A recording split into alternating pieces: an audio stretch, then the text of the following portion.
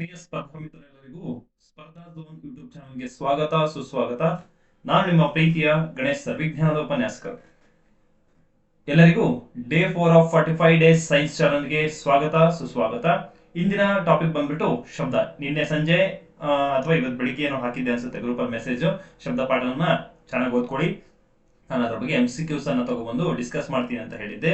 ಅದನ್ನ ಆ topic related ಅಥವಾ ಈ ಲೆಸನ್ ರಿಲೇಟೆಡ್ ಟಾಪಿಕ್ ಗಳನ್ನ ಅಥವಾ ಏನು MCQ ಗಳನ್ನ ನಾನು ತಗೊಂಡು ಬಂದಿದ್ದೀನಿ. ಅವುಗಳನ್ನ ಡಿಸ್ಕಸ್ ಮಾಡೋದ್ರ ಮುಖಾಂತರವಾಗಿ ಅದರಲ್ಲಿ ಬರ್ತಕ್ಕಂಥ ಎಲ್ಲಾ ಸಬ್ ಟಾಪಿಕ್ಸ್ ಗಳನ್ನ ಏನು MCQs ಗಳನ್ನ ಹಾಕಿದ್ದೀನಿ. ಹಾಗಾಗಿ ಎಲ್ಲಾ ಟಾಪಿಕ್ಸ್ ಕೂಡ ಇಲ್ಲಿ ಕವರ್ ಆಗ್ತದೆ. ಬರೀ MCQs ಅನ್ನ ಕ್ಲಿಯರ್ ಮಾಡದೆ ನಾನು ಆ ಟಾಪಿಕ್ ಎಲ್ಲವನ್ನ 360 ಡಿಗ್ರಿ ಆಂಗಲ್ ಅಲ್ಲಿ ನಿಮ್ಗೆ ಹೇಳ್ತಾ ಹೋಗ್ತೀನಿ ಅನ್ನುವಂಥದ್ದು. ಓಕೆ, ಇನ್ನು ಯಾರು ನಮ್ಮ ಚಾನಲ್ಗೆ ಸಬ್ಸ್ಕ್ರೈಬ್ ಮಾಡ್ಕೊಂಡಿಲ್ಲ ಸಬ್ಸ್ಕ್ರೈಬ್ ಆಗಿ ಅಂತ ಹೇಳ್ತಾ ವಿಡಿಯೋವನ್ನ ಲೈಕ್ ಮಾಡಿ, ಸಬ್ಸ್ಕ್ರೈಬ್ ಮಾಡಿ ಮತ್ತು ಎಲ್ಲ ನಿಮ್ಮ ಫ್ರೆಂಡ್ಸ್ ಇನ್ನು ಯಾರಿಗೆ ಸೈನ್ಸ್ ಕಷ್ಟ ಅನ್ಸುತ್ತೋ ಅವರಿಗೆಲ್ಲ ಶೇರ್ ಮಾಡಿ ಅಂತ ಹೇಳ್ತಾ ಇಂದಿನ ಒಂದು ತರಗತಿಯನ್ನ ಸ್ಟಾರ್ಟ್ ಮಾಡುವಂತದ್ದು. ನಾನು ನನ್ನ ತರಗತಿಯನ್ನೇ ಯಾಕೆ ಕೇಳಿ ಅಂತ ಹೇಳ್ತೀನಿ ಅಂತ ಹೇಳ್ತಾ ಹೋದಾಗ ಏನ್ ಸ್ಪೆಷಾಲಿಟಿ ಅಂದಾಗ, ಪರೀಕ್ಷೆಯಲ್ಲಿ ನಾನು ಮಾಡ್ತಕ್ಕಂಥ ಕ್ಲಾಸ್ ಆಗಿರ್ಬೋದು, ನನ್ನ ನೋಟ್ಸ್, ನಾನು ಬರ್ಸ್ತಕ್ಕಂಥ ನೋಟ್ಸ್ ಆಗಿರ್ಬೋದು, ಇವುಗಳಿಂದ ಹಲವಾರು ಬಾರಿ ಪ್ರಶ್ನೆಗಳು ಬಂದಿದ್ದಾವೆ, ಬರುತ್ತೆ ಕೂಡ. ಅವುಗಳನ್ನ ನಾನು ಪೇಜ್ ನಂಬರ್ ಸಮೇತ ಪ್ರೂಫ್ ತೋರಿಸ್ತೀನಿ ಅಂತ ಹೇಳ್ತಾ ಈಗ ಟಾಪಿಕ್ಗೆ ಹೋಗುವಂತ ಸಮಯ. ಇಲ್ಲಿ ಮೊದಲನೇದಾಗಿ ಶಬ್ದ ಅಂದಾಗ, ಶಬ್ದದಲ್ಲಿ ನಾವು ಶಬ್ದ ಪಾಠದ ಇಂಟ್ರೊಡಕ್ಷನ್ ನೋಡ್ತಾ ಹೋಗೋಣ. ಹೌದಾ, ಈ ಶಬ್ದ ಅಂದಾಗ ಏನು, ಶಬ್ದ ಅಂದಾಗ ಏನೇನು ನೆನಪಿಗೆ ಬರುತ್ತೆ ನಾರ್ಮಲ್ ಆಗಿ ಅಂತ ನೋಡ್ತಾ ಹೋದಾಗ, ನಾವು ಇಲ್ಲಿ ಶಬ್ದದ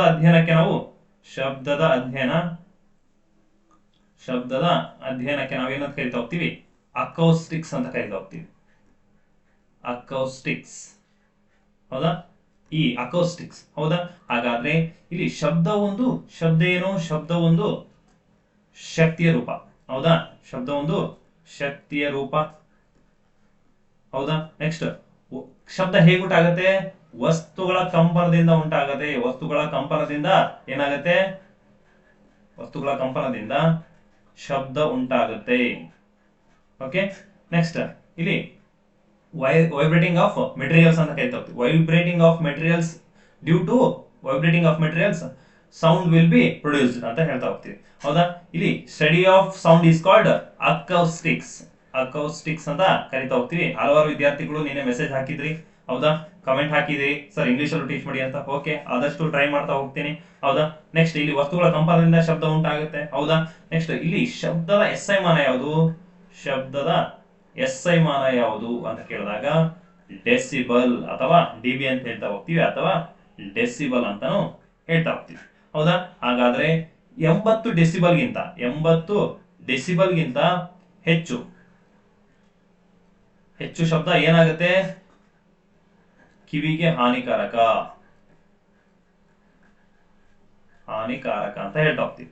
ಹಾಗಾದ್ರೆ ಇಲ್ಲಿ 80 ಡೆಸಿಬಲ್ಗಿಂತ ಹೆಚ್ಚು ಶಬ್ದ ಮೀರಿದಾಗ ಏನಾಗುತ್ತೆ, ಇಲ್ಲಿ ಶಬ್ದ ಮಾಲಿನ್ಯ ಉಂಟಾಗುತ್ತೆ, ಆಗುತ್ತೆ. ಅರ್ಥ ಆಯ್ತಾ? ಹಾಗಾದ್ರೆ ಇಲ್ಲಿ 85 ಡೆಸಿಬಲ್ ಅಂತ ಅಂದೆ. ಹೌದಾ, ಹಾಗಾದ್ರೆ ಇಲ್ಲಿ ವಿಶ್ವ ಆರೋಗ್ಯ ಸಂಸ್ಥೆ ಪ್ರಕಾರ, ಅಂದ್ರೆ ವಿಶ್ವ ಆರೋಗ್ಯ ಸಂಸ್ಥೆ ಅಂತ ಕರಿತಾ ಹೋಗ್ತೀವಿ. ಹೌದಾ, ವಿಶ್ವ ಆರೋಗ್ಯ ಸಂಸ್ಥೆ ಅಂದ್ರೆ ಯಾವುದು, WHO. ಹೌದಾ, WHO ಅಂತ ಕರಿತಾ ಹೋಗ್ತೀವಿ. ಇದರ ಪ್ರಕಾರ ರೂಲ್ಸ್ ಹೆಂಗಿರ್ಬೇಕು ಅಂತ ನೋಡ್ತಾ ಹೋದಾಗ 70 ಡೆಸಿಬಲ್ ಶಬ್ದ ಗಿಂತ ಕಡಿಮೆ ಶಬ್ದ ಏನಾಗುತ್ತೆ, ಹಾನಿಕಾರಕ ಅಲ್ಲ, ಮಾನವನ ಕಿವಿಗೆ ಹಾನಿಕಾರಕ ಅಲ್ಲ ಅಂತ ಹೇಳುತ್ತೆ. ಹಾಗಾದ್ರೆ ಇಲ್ಲಿ 80 ಡೆಸಿಬಲ್ ಶಬ್ದ ಅಂದ್ರೆ 80 ಡೆಸಿಬಲ್ಗಿಂತ ಜಾಸ್ತಿ ಇದ್ರೆ ಏನಾಗುತ್ತೆ, 80 ಡೆಸಿಬಲ್ಗಿಂತ ಜಾಸ್ತಿ ಶಬ್ದ ನಾವು 8 ಗಂಟೆಗಳ ಕಾಲ ನಿರಂತರವಾಗಿ ಕೇಳಿದರೆ ಕಿವುಡುತನ ಉಂಟಾಗುತ್ತೆ, ಅಥವಾ ನಾವು ಇಂಗ್ಲಿಷ್ ಅಲ್ಲಿ ಇಟ್ ಲೀಡ್ಸ್ ಟು ಡೆಫ್ನೆಸ್ ಅಂತ ಹೇಳ್ತಾ ಹೋಗ್ತೀವಿ. ಇಲ್ಲಿ according to WHO, world health organisation, 70 decibel, more than 70 decibel it leads to ಏನಂತ ಹೇಳ್ತೀವಿ, ಡೆಫ್ನೆಸ್ ಅಂತ ಹೇಳ್ತಾ ಹೋಗ್ತೀವಿ. ಹೌದಾ, ಮೋರ್ ದನ್ 70 ಆರ್ 80 ಅಂತಾನು ಹೇಳ್ತಾ ಹೋಗ್ತೀವಿ. ಹಾಗಾದ್ರೆ ಇಲ್ಲಿ 120 ಡೆಸಿಬಲ್, ಓಕೆ, 120 ಡೆಸಿಬಲ್ ಗಿಂತ ಜಾಸ್ತಿ ಅಂದ್ರೆ ಅಬೋ ಸೌಂಡ್ ಇದ್ರೆ ಏನಾಗುತ್ತೆ, ಇದು ಕೂಡ ಡೆಫ್ನೆಸ್ ಆಗುತ್ತೆ. ಇಲ್ಲಿ ಒಂದೊಂದು ಬುಕ್ ಅಲ್ಲಿ 80 ಕೊಟ್ಟಿದ್ದಾರೆ, ಒಂದು ಬುಕ್ ಅಲ್ಲಿ 120 ಕೊಟ್ಟಿದ್ದಾರೆ.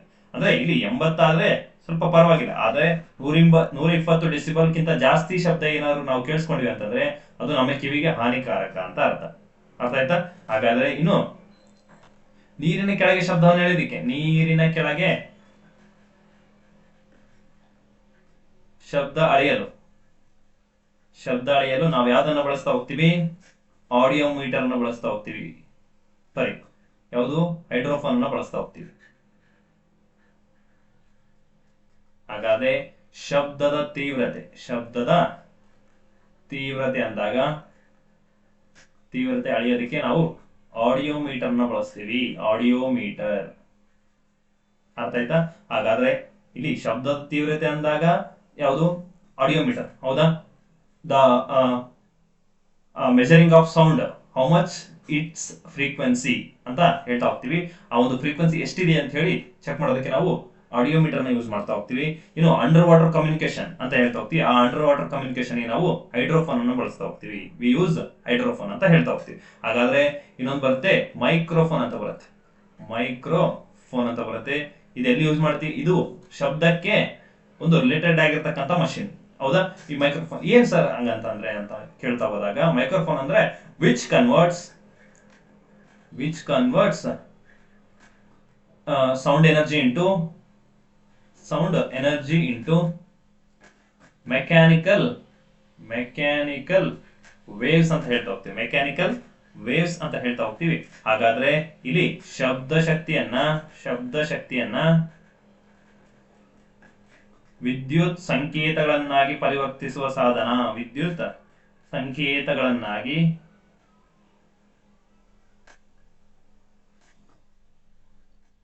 ಪರಿವರ್ತಿಸುವ ಸಾಧನ ಯಾವುದು? ಈ ಒಂದು ಮೈಕ್ರೋಫೋನ್. ಅಂದ್ರೆ ನಾವು ಮಾತಾಡಿರ್ತಕ್ಕಂಥ ಶಬ್ದವನ್ನ ಕೇಳಿಸ್ಕೊಂಡು ಅದು ಜೋರಾಗಿ ಕೇಳಿಸುತ್ತೆ. ಅದು ನಾವು ಸಿಂಪಲ್ ಆಗಿ ಹೇಳೋದಾದ್ರೆ ಮೈಕ್ ಅಂತ ಹೇಳ್ಬೋದು. ಹೌದಾ? ಮೈಕ್.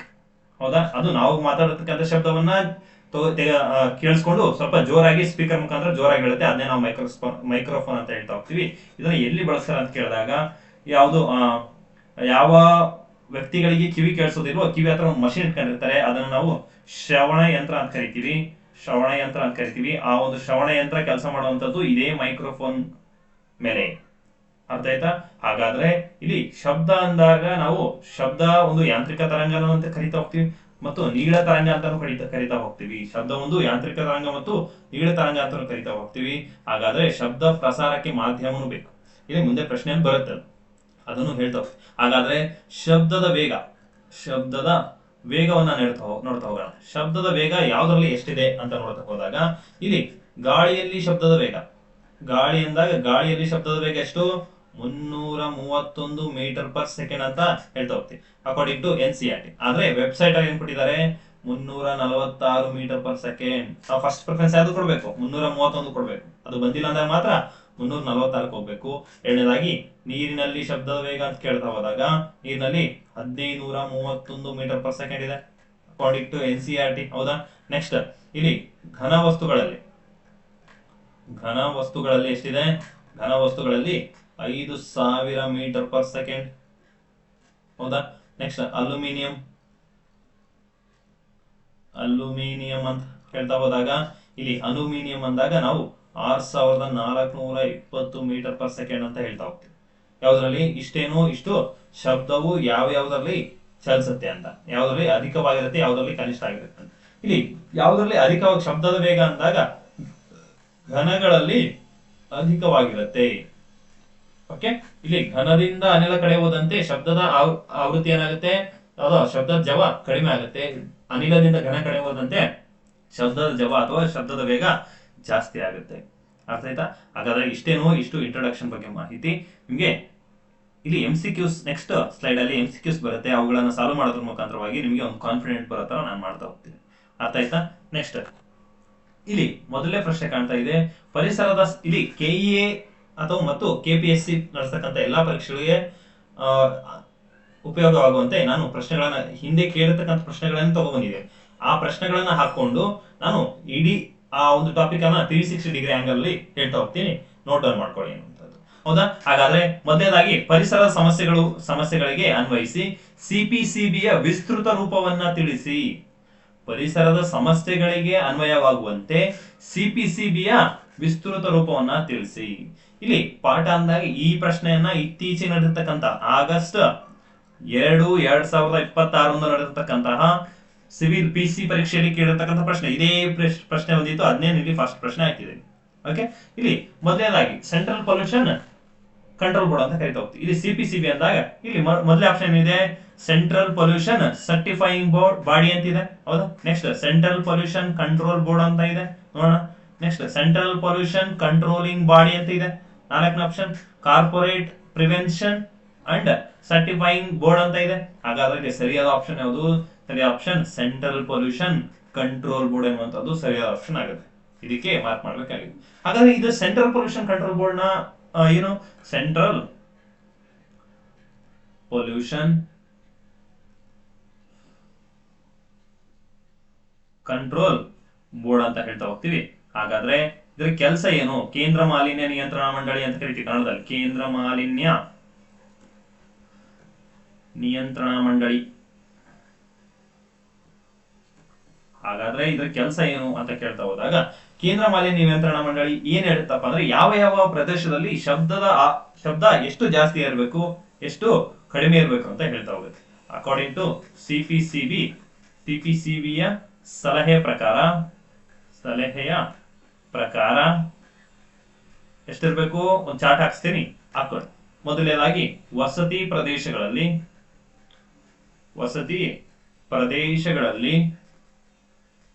ನೆಕ್ಸ್ಟ್ ಕೈಗಾರಿಕಾ ಪ್ರದೇಶಗಳಲ್ಲಿ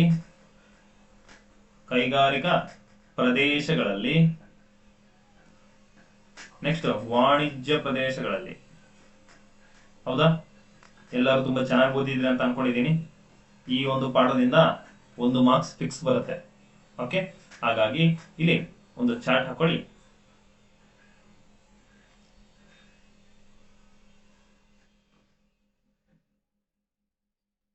ಬೆಳಗಿನ ಜಾವ, ಇಲ್ಲಿ ರಾತ್ರಿ. ಓಕೆ, ಇಲ್ಲಿ ಬೆಳಗಿನ ಜಾವ ಎಷ್ಟಿರ್ಬೇಕು ಅಂತ ನೋಡ್ತಾ ಹೋದಾಗ ವಸತಿ ಪ್ರದೇಶಗಳಲ್ಲಿ ಬೆಳಗಿನ ಜಾವ 55 ಡೆಸಿಬಲ್ ಇರಬೇಕು, ರಾತ್ರಿ 45 ಡೆಸಿಬಲ್ ಇರಬೇಕಾಗತ್ತೆ. ಹಾಗಾದ್ರೆ ಕೈಗಾರಿಕಾ ಪ್ರದೇಶದಲ್ಲಿ ಬೆಳಿಗ್ಗೆ ಎಷ್ಟಿರಬೇಕು? 75 ಡೆಸಿಬಲ್ ಇರಬೇಕು, ರಾತ್ರಿ 70 ಡೆಸಿಬಲ್ ಇರಬೇಕಾಗತ್ತೆ. ನೆಕ್ಸ್ಟ್ ವಾಣಿಜ್ಯ ಪ್ರದೇಶಗಳಂದಾಗ ಬೆಳಗಿನ ಜಾವ 65 ಡೆಸಿಬಲ್ ಇರಬೇಕು, ರಾತ್ರಿ ವೇಳೆ 55 ಡೆಸಿಬಲ್ ಇರಬೇಕಾಗತ್ತೆ. ಅರ್ಥ ಆಯ್ತಾ? ಹಾಗಾದ್ರೆ ಸಿಪಿಸಿಬಿ ಕೆಲಸ ಏನು? ಯಾವ ಪ್ರದೇಶದಲ್ಲಿ ಎಷ್ಟು ಶಬ್ದ ಉಂಟು ಮಾಡಬಹುದು ಅಂತೇಳಿ ಅದೊಂದು ಸಲಹೆ ಕೊಟ್ಟಿರುತ್ತೆ. ಅದನ್ನ ಮೀರಬಾರದು, ಆ ಒಂದು ರೂಲ್ಸ್ ಅನ್ನು ಮೀರಬಾರದು ಅಂತ ಹೇಳಿ ಅದೊಂದು ರೂಲ್ಸ್ ಹಾಕಿಬಿಟ್ಟಿದೆ. ಇದೇ ಆ ರೂಲ್ಸ್ ಅಂತ ಹೇಳಕ್ ಇಷ್ಟಪಡ್ತಾ ಹೋಗ್ತೀವಿ. ಹೌದಾ? ಇಷ್ಟು ಸಿಪಿಸಿಬಿಯ ಮಹತ್ವ. ಇಲ್ಲಿ ಏನ್ ಜಾಸ್ತಿ ಇಲ್ಲ, ಅದರ ಒಂದು ಸಲಹೆ ಎಷ್ಟಿದೆ ಅಷ್ಟು ಮಾತ್ರ ಕೊಟ್ಟಿದ್ದಾರೆ. ಅದ್ರ ಕೆಲಸ ಇಷ್ಟೇನೆ. ಅರ್ಥ ಆಯ್ತಾ? ಹಾಗಾದ್ರೆ ನೆಕ್ಸ್ಟ್ ಪ್ರಶ್ನೆ ನೋಡ್ತಾ ಹೋಗೋಣ. ಎರಡನೇ ಪ್ರಶ್ನೆ, ಕೆಳಗಿನ ಯಾವ ಅಂಶಗಳು ಗಾಳಿಯಲ್ಲಿ ಶಬ್ದದ ವೇಗದ ಮೇಲೆ ಪರಿಣಾಮವನ್ನು ಉಂಟು ಮಾಡುತ್ತವೆ? ಓಕೆ, ಇಲ್ಲಿ ಶಬ್ದ ಮೊದಲನೇದಾಗಿ ಒಂದು ಟಾಪಿಕ್ ಎಕ್ಸ್ಪ್ಲೇನ್ ಮಾಡ್ತಾ ಹೋಗ್ತೀನಿ, ಕೇಳಿ. ಶಬ್ದ ಅಂದಾಗ ನಾವು ಶಬ್ದ ಒಂದು ಯಾಂತ್ರಿಕ ತರಂಗನೂ ಹೌದು. ಹೌದಾ? ಯಾಂತ್ರಿಕ ತರಂಗನೂ ಹೌದು. ನೆಕ್ಸ್ಟ್ ನೀಳ ತರಂಗನೂ ಹೌದು. ಯಾಂತ್ರಿಕ ತರಂಗನೂ ಹೌದು ಹಾಗೂ ನೀಳ ತರಂಗನೂ ಹೌದು ಅಂತ ಹೇಳ್ತಾ ಹೋಗ್ತೀವಿ. ಹಾಗಾದ್ರೆ ಯಾಂತ್ರಿಕ ತರಂಗ ಏನು ಅಂತ ಕೇಳ್ತಾ ಹೋದಾಗ ಇಲ್ಲಿ ಅದಕ್ಕಿಂತ ಮುಂಚೆ ನೀಳ ತರಂಗವನ್ನು ಎಕ್ಸ್ಪ್ಲೇನ್ ಮಾಡ್ತಾ ಹೋಗ್ತೀವಿ. ಇಲ್ಲಿ ಶಬ್ದ ಹೆಂಗೆ ಟ್ರಾನ್ಸ್ಫರ್ ಆಗುತ್ತೆ ಅಂತ ಕೇಳಿದಾಗ ಇಲ್ಲಿ ಒಂದು ಕಿವಿ ಇದೆ ಅನ್ಕೊಳ್ಳಿ. ಸರಿ, ಇದು ಸ್ಪೀಕರ್, ಇದೊಂದು ಸ್ಪೀಕರ್. ಇಲ್ಲಿ ನಮ್ಮ ಕಿವಿ ಇದೆ, ಕಿವಿ ಅಥವಾ ಇಯರ್ ಅಂತ ಕರಿತಾ ಹೋಗ್ತೀವಿ. ಹೌದಾ? ಈ ಒಂದು ಸ್ಪೀಕರ್ ಇಂದ ಈ ಶಬ್ದ ಹಿಂಗೆ ಬರ್ತಾ ಇದೆ ಅಂದಾಗ ಅದು ಈ ಒಂದು ಅಲೆಗಳು ಏನ್ ಮಾಡ್ತವೆ? ಸಮಾನಾಂತರವಾಗಿ ಕಂಪಿಸ್ತವೆ. ಹಾಗಾಗಿ ನಾವು ನೀಳ ತರಂಗಗಳಂತ ಕರಿತಾ ಹೋಗ್ತೀವಿ. ಶಬ್ದವು ನೀಳ ತರಂಗಗಳಂತ ಯಾಕೆ ಕರಿತೀವಿ ಅಂದ್ರೆ ಆ ಒಂದು ಅಲೆಗಳು ಹೆಂಗೆ ಕಂಪಿಸ್ತವೆ? ಸಮಾನಾಂತರವಾಗಿ ಕಂಪಿಸ್ತವೆ. ಹಾಗಾಗಿ ನಾವು ನೀಳ ತರಂಗಗಳಂತ ಕರೀತೀವಿ. ಹಾಗಾದ್ರೆ ಯಾಂತ್ರಿಕ ತರಂಗ ಅಂದ್ರೆ ಏನು? ಶಬ್ದ ಪ್ರಸಾರ ಆಗೋದಿಕ್ಕೆ ಭೌತ ಮಾಧ್ಯಮಗಳಿರ್ತಕ್ಕಂಥ ಯಾವುದು ಭೌತ ಮಾಧ್ಯಮಗಳಿರ್ತಕ್ಕಂಥ ಗಾಳಿ, ನೀರು, ತಾಪ, ಸಾಂದ್ರತೆ, ಆರ್ದ್ರತೆ ಅಥವಾ ತೇವಾಂಶ ಅಂತ ಕರಿತಾ ಹೋಗ್ತೀವಿ. ಆರ್ದ್ರತೆ ಅಥವಾ ತೇವಾಂಶ ಇವುಗಳೆಲ್ಲವೂ ಕೂಡ ಡಿಪೆಂಡ್ ಆಗುತ್ತೆ. ಕಬ್ಬಿಣ ಕೂಡ. ಓಕೆ, ಯಾಂತ್ರಿಕ ತರಂಗ ಅಂತ ಯಾಕೆ ಕರಿತೀವಿ ಅಂತ ಕೇಳಿದ್ರೆ ಭೌತ ಮಾಧ್ಯಮಗಳಾಗಿರ್ತಕ್ಕಂಥ ನೀರು, ಗಾಳಿ, ನೀರು, ತಾಪ, ಸಾಂದ್ರತೆ, ಆರ್ದ್ರತೆ ಅಥವಾ ತೇವಾಂಶ ಅಂತ ಕರಿತೀವಿ. ನೆಕ್ಸ್ಟ್ ಕಬ್ಬಿಣ. ಇವುಗಳೆಲ್ಲವೂ ಕೂಡ ಇದ್ರೆ ಇವುಗಳ ಮೂಲಕನೇ ಯಾವುದು ಶಬ್ದ ಚಲಿಸುತ್ತೆ, ಇಲ್ಲಾಂದ್ರೆ ಶಬ್ದ ಪ್ರಸಾರ ಆಗೋದಿಲ್ಲ. ಹಾಗಾದ್ರೆ ಇಲ್ಲಿ ನಮ್ಗೆ ಒಂದು ಪಾಯಿಂಟ್ ಗೊತ್ತಾಗ್ಬೇಕು. ಶಬ್ದ ಪ್ರಸಾರ ಆಗೋದಿಕ್ಕೆ, ಶಬ್ದ ಪ್ರಸಾರಕ್ಕೆ ಮಾಧ್ಯಮ ಬೇಕು, ಮಾಧ್ಯಮ ಬೇಕು. ಹಾಗಾದ್ರೆ ಶಬ್ದವು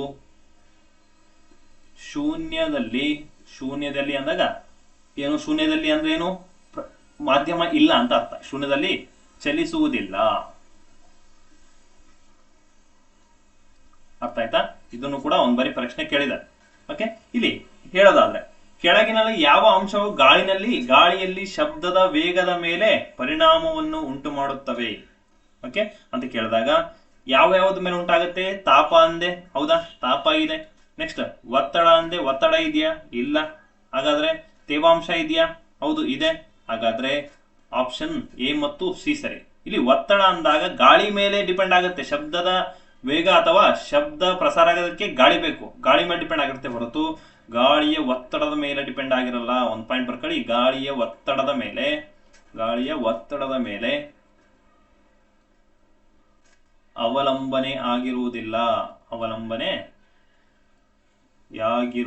ಅಂತ ಹೇಳ್ಬೇಕಾಗುತ್ತೆ. ಅರ್ಥ ಆಯ್ತಾ? ಇಲ್ಲಿ ಹಾಗಾದ್ರೆ ಆಪ್ಷನ್ ಎ ಮತ್ತು ಸಿ ಸರಿ. ಎ ಮತ್ತು ಸಿ ಸರಿ. ಈ ಪಾಯಿಂಟ್ ಬರ್ಕೊಂಡಾಗ ಇಲ್ಲಿ ನೋಟ್ ಅಂತ ಹಾಕೊಳ್ಳಿ. NOT note. ಇದೊಂದು ಸ್ಪೆಷಲ್ ಪಾಯಿಂಟ್. ಅರ್ಥ ಆಯ್ತಾ? ನೆಕ್ಸ್ಟ್ ಇಲ್ಲಿ ಎ ಮತ್ತು ಸಿ ಸರಿ ಎಲ್ಲಿದೆ? ಎ ಮತ್ತು ಸಿ ಸರಿ. ಆಪ್ಷನ್ ಸಿ ಸರಿಯಾದ ಉತ್ತರ ಆಗತ್ತೆ. ಅರ್ಥ ಆಯ್ತಾ? ಹಾಗಾದ್ರೆ ಇಲ್ಲಿ ಶಬ್ದ ಪ್ರಸಾರ ಆಗೋದಿಕ್ಕೆ ಯಾವ ಒಂದು ಮಾಧ್ಯಮಗಳು ಬೇಕು? ಭೌತ ಮಾಧ್ಯಮಗಳಿರ್ತಕ್ಕಂಥ ಗಾಳಿ, ನೀರು, ತಾಪ, ಸಾಂದ್ರತೆ, ಆರ್ದ್ರತೆ, ತೇವಾಂಶ ಮತ್ತು ಕಬ್ಬಿಣ ಬೇಕು. ಯಾವುದು ಬೇಡ ಅಂದಾಗ ಗಾಳಿಯ ಒತ್ತಡದ ಮೇಲೆ ಅವಲಂಬನೆ ಆಗಿರೋದ್ರಿಂದ ಗಾಳಿಯ ಒತ್ತಡ ಮ್ಯಾಟ್ರೇ ಆಗಲ್ಲ ಶಬ್ದ ಪ್ರಸಾರ ಆಗೋದಕ್ಕೆ. ಹಾಗಾದ್ರೆ ಶಬ್ದ ಇಲ್ಲಿ ಪ್ರಸಾರ ಆಗೋದಿಲ್ಲ. ಇಲ್ಲಿ ನೆಕ್ಸ್ಟ್ ಸ್ಲೈಡ್ ಹೇಳ್ತಾ ಹೋಗ್ತೀನಿ. ಯಾವುದು? ಶಬ್ದ, ಹೌದಾ? ಶಬ್ದವು ಶೂನ್ಯದಲ್ಲೂ ಚಲಿಸೋದಿಲ್ಲ. ನೆಕ್ಸ್ಟ್ ಶಬ್ದವು ನಿರ್ವಾತದಲ್ಲೂ ಚಲಿಸುವುದಿಲ್ಲ. ನಿರ್ವಾತದಲ್ಲಿ ಚಲಿಸುವುದಿಲ್ಲ. ಕಾರಣ ಏನು? ಚಲಿಸುವುದಿಲ್ಲ. ಹೌದಾ? ಯಾಕೆ ಅಂತ ಪ್ರಶ್ನೆ ಕೇಳಿದ್ರೆ ಇಲ್ಲಿ ಮಾಧ್ಯಮ ಇರುವುದಿಲ್ಲ ಅಂತ ಹೇಳ್ಬೇಕಾಗ್ತದೆ. ಅರ್ಥ ಆಯ್ತಾ? ಶಬ್ದ ನಿರ್ವಾತದಲ್ಲಿ ಚಲಿಸೋದಿಲ್ಲ ಅಥವಾ ಶೂನ್ಯ ಆಗಿರುತ್ತೆ ಅಂತ ಹೇಳಿದೆ. ಹೌದಾ? ಯಾಕೆ ಅಂತ ಕೇಳಿದ್ರೆ ಮಾಧ್ಯಮ ಇರುವುದಿಲ್ಲ. ಇಲ್ಲಿ ಗಾಳಿ, ಬೆಳಕು, ತಾಪ, ಸಾಂದ್ರತೆ, ಕಬ್ಬಿಣ, ತೇವಾಂಶ ಯಾವುದು ಇರೋದಿಲ್ಲ. ಹಾಗಾಗಿ ಇಲ್ಲಿ ಯಾವುದು ಶಬ್ದ ಪ್ರಸಾರ ಆಗೋದಿಲ್ಲ. ಅರ್ಥ ಆಯ್ತಾ? ಹಾಗಾದ್ರೆ ನೆಕ್ಸ್ಟ್ ಇಲ್ಲಿ ಶಬ್ದ ಅಂದಾಗ ನಾವು ಇಷ್ಟನ್ನ ನೆನ್ಪಿಟ್ಕೋಬೇಕಾಗುತ್ತೆ. ಓಕೆ, ಇನ್ನು ಶಬ್ದ ಅಂದಾಗ ಶಬ್ದ ಘನ ವಸ್ತುಗಳಲ್ಲಿ ಅಧಿಕವಾಗಿರುತ್ತೆ. ಘನ ವಸ್ತುಗಳಲ್ಲಿ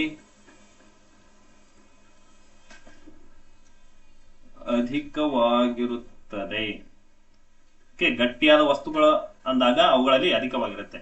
ಘನ, ದ್ರವ, ಅನಿಲ ಈ ಮೂರನ್ನು ತೆಗೆದುಕೊಂಡಾಗ ಈ ಘನದಿಂದ ಅನಿಲ ಕಡೆ ಹೋದಂತೆ ಶಬ್ದದ ವೇಗ ಏನಾಗುತ್ತೆ?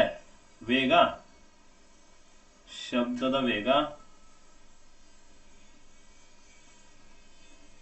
ಕಡಿಮೆ ಆಗುತ್ತೆ.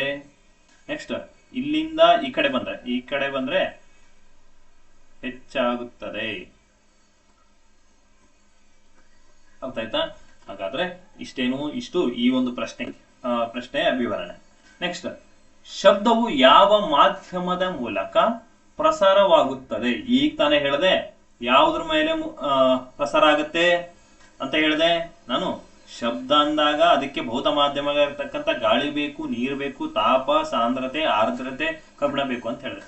ಹಾಗಾದ್ರೆ ಇಲ್ಲಿ ಪ್ರಶ್ನೆ ಅದನ್ನ ಕೇಳಿದಾನೆ, ಶಬ್ದವು ಯಾವ ಮಾಧ್ಯಮದ ಮೂಲಕ ಪ್ರಸಾರವಾಗುತ್ತದೆ ಅಂತ ಪ್ರಶ್ನೆ ಕೇಳಿದಾನೆ. ಅನಿಲ ಮಾತ್ರ ಹೋಗುತ್ತಾ? ತಪ್ಪು. ನೆಕ್ಸ್ಟ್ ಘನ ಮಾತ್ರ ಹೋಗುತ್ತಾ? ಬರೀ ಘನ ಹೋಗುತ್ತಾ? ಇಲ್ಲ, ತಪ್ಪು. ನೆಕ್ಸ್ಟ್ ದ್ರವ ಮಾತ್ರ ಹೋಗುತ್ತಾ? ತಪ್ಪು. ಇಲ್ಲಿ ಆನ್ಸರ್ ಏನಾಗುತ್ತೆ, ಘನದಲ್ಲೂ ಹೋಗುತ್ತೆ, ದ್ರವದಲ್ಲೂ ಹೋಗುತ್ತೆ ಮತ್ತು ಅನಿಲದಲ್ಲೂ, ಮೂರಲ್ಲೂ ಹೋಗುತ್ತೆ. ಆದ್ರೆ ಟ್ರಾನ್ಸ್ಫರಿಂಗ್ ಸೌಂಡ್ ಮಾತ್ರ ಹೆಚ್ಚು ಕಡಿಮೆ ಆಗದೆ ವಿನಃ, ಅಥವಾ ವೇಗ ಕಡಿಮೆ ಆಗ್ಬೋದೇ ವಿನಃ, ಬಟ್ ಮೂರಲ್ಲೂ ಟ್ರಾನ್ಸ್ಫರ್ ಆಗುತ್ತೆ. ಹಾಗಾಗಿ ಆನ್ಸರ್ ಸರಿಯಾದ ಉತ್ತರ 4ನೇದಾಗುತ್ತೆ. ನಾವು ಏನ್ ಮಾಡ್ತೀವಿ, ಪರೀಕ್ಷೆಯಲ್ಲಿ ಆಪ್ಷನ್ ಈ 4 ಕೊಟ್ಟಿದ್ದಾನೆ, ಒಂದು ಪರೀಕ್ಷೆಯಲ್ಲಿ ಇದನ್ನ ಕೇಳಿದ್ದಾನೆ, ಹಾಗಾಗಿ ಇದನ್ನೇ ಹಾಕಿದ್ದೇನೆ. ನಾವ್ ಏನ್ ಮಾಡ್ತೀವಿ, ಅನಿಲದಲ್ಲಿ ಚಲಿಸುತ್ತೆ ಅಂತೇಳಿ ಫಸ್ಟ್ ಮಾರ್ಕ್ ಹಾಕೊಂಡು ನೆಕ್ಸ್ಟ್ ಕ್ವಶನ್ಗೆ ಹೋಗ್ಬಿಡ್ತೀವಿ, 4ನೇ ಕ್ವಶನ್. ಇಲ್ಲಿ ಏನ್ ಮಾಡ್ಬೇಕು, ಕನ್ಫ್ಯೂಸ್ ಆಗೋ ತರ ನೆಕ್ಸ್ಟ್ ಕ್ವಶನ್ ಓದ್ಬೇಕು. ಹೌದಾ, ಅಲ್ಲಿ ಕನ್ಫ್ಯೂಸ್ ಆಗೋ ತರನು ಆಪ್ಷನ್ ಕೊಟ್ಟಿರ್ತಾನೆ. ಎ ಬಿ ಸಿ ಸರಿ ಅಂತ ಕೊಟ್ಟಿದ್ರು ಸರಿ ಆಗ್ತಿತ್ತು ಇಲ್ಲಿ. ಹೌದಾ, ಘನ ದ್ರವ ಅನಿಲ. ಹೌದಾ, ಹಾಗಾಗಿ ಆಪ್ಷನ್ 4 ಓದ್ಬೇಕಂತೇಳಿ ಈ ಮೂಲಕ ನಿಮ್ಗೆ ಹೇಳಕ್ಕೆ ತಿಳಿಸ್ತಾ ಹೌದಾ. ಅಂದ್ರೆ ಯಾವ ವಸ್ತುಗಳಲ್ಲಿ ಅಧಿಕವಾಗಿರುತ್ತೆ, ಶಬ್ದದ ವೇಗ ಘನ ವಸ್ತುಗಳಲ್ಲಿ ಅಧಿಕವಾಗಿರುತ್ತದೆ. ಇಲ್ಲಿ ಶಬ್ದ ಪಾಠ ಅಂದಾಗ ತುಂಬಾ ಸಿಂಪಲ್ ಕ್ವಶನ್ಸ್ ಕೇಳ್ತಾನೆ, ಆದ್ರೆ ಸ್ವಲ್ಪ ಕನ್ಫ್ಯೂಸಿಂಗ್ ಆಗುತ್ತೆ ಅಷ್ಟೇನೆ ನಿಮ್ಗೆ. ಬಟ್ ಸಿಂಪಲ್ 1 ಲೈನ್ 2 ಲೈನ್ ಅಷ್ಟೇನೆ ಕ್ವಶನ್ಸ್. ಇಲ್ಲಿ ಹೇಳಿಕೆ ರೂಪದಲ್ಲೂ ಕೇಳಿಲ್ಲ ಇದುವರೆಗೂ. ಹೌದಾ, ಸ್ವಲ್ಪ ಕೇಳಿದ್ರು ಸ್ವಲ್ಪ ಸಿಂಪಲ್ ಆಗಿರುತ್ತೆ. ಹಾಗಾಗಿ ಸ್ವಲ್ಪ ಜಾಸ್ತಿ ತಲೆ ಕೆಡಿಸ್ಕೊಬಿಡಿ. ಒಂದ್ಸರಿ ಓದಿದ್ರೆ ಹಲವಾರು ಬಾರಿ ಪರೀಕ್ಷೆಯಲ್ಲಿ ಕೇಳಿದ್ರು ಕೂಡ ಆನ್ಸರ್ ಮಾಡೋಂಗ್ ಇರ್ಬೇಕು. ಅರ್ಥ ಆಯ್ತಾ? ನನ್ನ ಒಂದು ಕ್ಲಾಸನ್ನ ಕೇಳಿ ಪ್ರಶ್ನೆ ಬಂದೇ ಬರುತ್ತೆ, ಇದನ್ನ ನಾನು ಗ್ಯಾರಂಟಿ ಕೊಡ್ತಾ ಹೋಗ್ತೀನಿ. ಹೌದಾ, ನೆಕ್ಸ್ಟ್ ಪ್ರಶ್ನೆ ಏನು, ಒಂದು ಹುಡುಗಿ ಚಂದ್ರನ ಮೇಲೆ ಬ್ಯಾಂಡ್ ಬಾರಿಸಿದಾಗ, ಒಂದು ಹುಡುಗಿ ಏನ್ ಮಾಡುತ್ತೆ, ಚಂದ್ರನ ಮೇಲೆ ಹೋಗಿ ಡ್ರಮ್ ಸೆಟ್ ಅನ್ನ ಬಾರಿಸುತ್ತೆ. ಹೌದಾ, ಅದನ್ನು ಡ್ಯಾಶ್ ಸಮಯದ ನಂತರ ನೀವು ಅದರ ಶಬ್ದವನ್ನು ಭೂಮಿಯ ಮೇಲೆ ಕೇಳುವಿರಿ ಅಂತ ಪ್ರಶ್ನೆ ಇದೆ. ಅಂದ್ರೆ ಇಲ್ಲಿ ಒಂದು ಹುಡುಗಿ ಇದೆ. ಹೌದಾ, ಒಂದು ಹುಡುಗಿ ಅಂದಾಗ ಒಂದ್ ನಿಮಿಷ,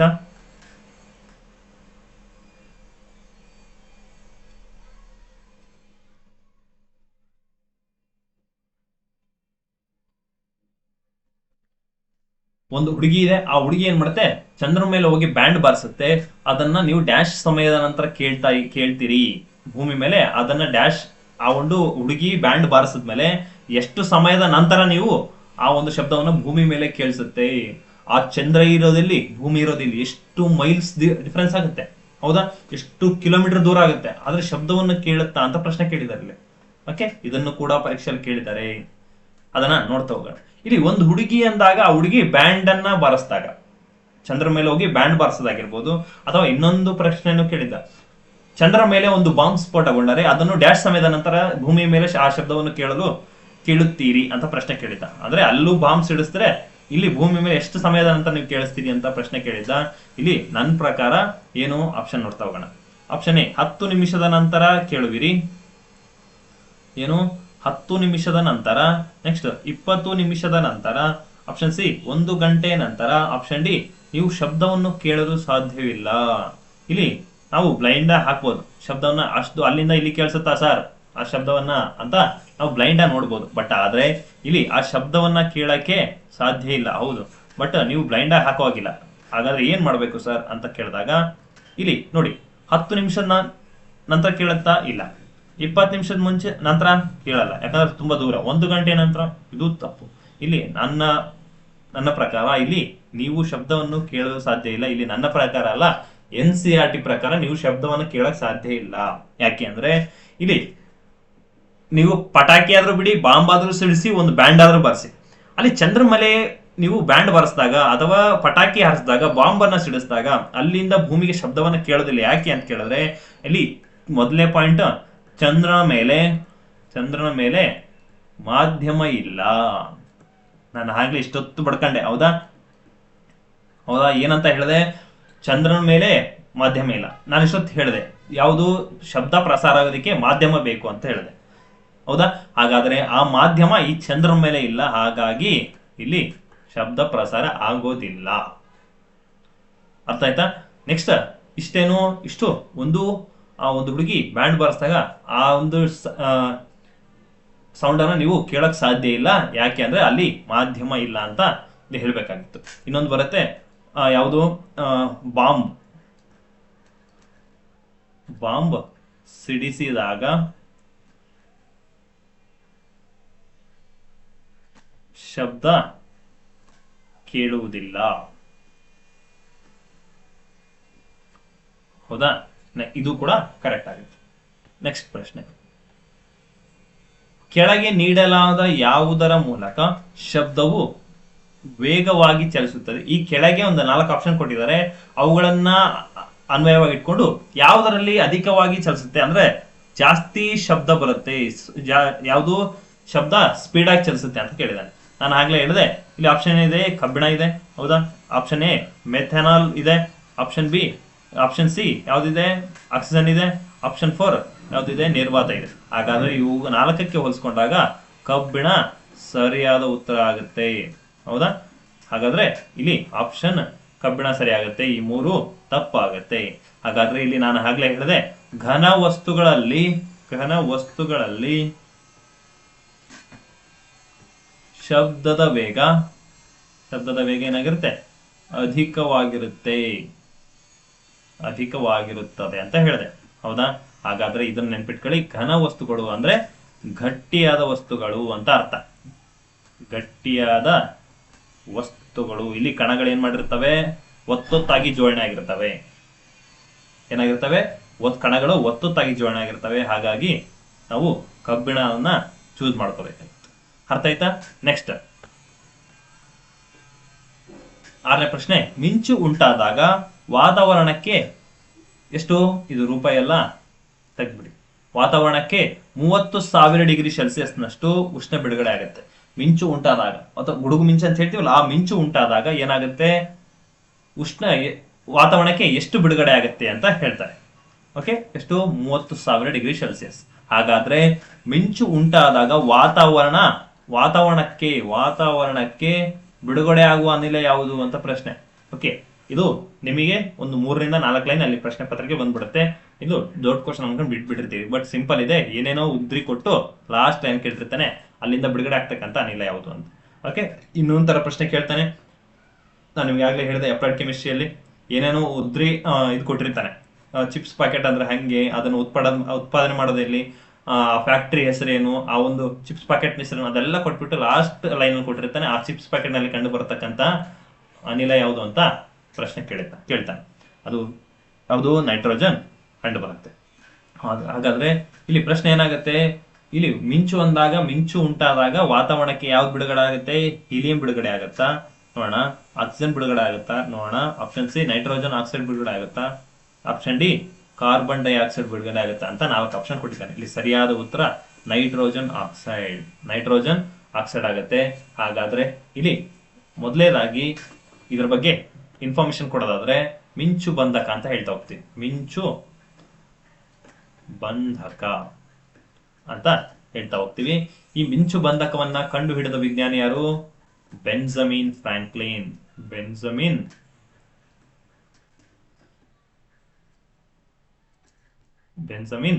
ಫ್ರಾಂಕ್ಲಿನ್ ಅನ್ನೋ ವಿಜ್ಞಾನಿ ಏನ್ ಮಾಡ್ತಾನೆ? ಮೊಟ್ಟ ಮೊದಲನೇದಾಗಿ ಮಿಂಚು ಬಂಧಕವನ್ನ ಕಂಡು ಹಿಡಿತಾನೆ. ಇಲ್ಲಿ ಒಂದು ಹೇಳೋದಾದ್ರೆ ಶಬ್ದವು, ಒಂದು ಪಾಯಿಂಟ್ ಹೇಳ್ತಾ ಹೋಗ್ತೀನಿ, ಶಬ್ದವು ಅಥವಾ ಶಬ್ದದ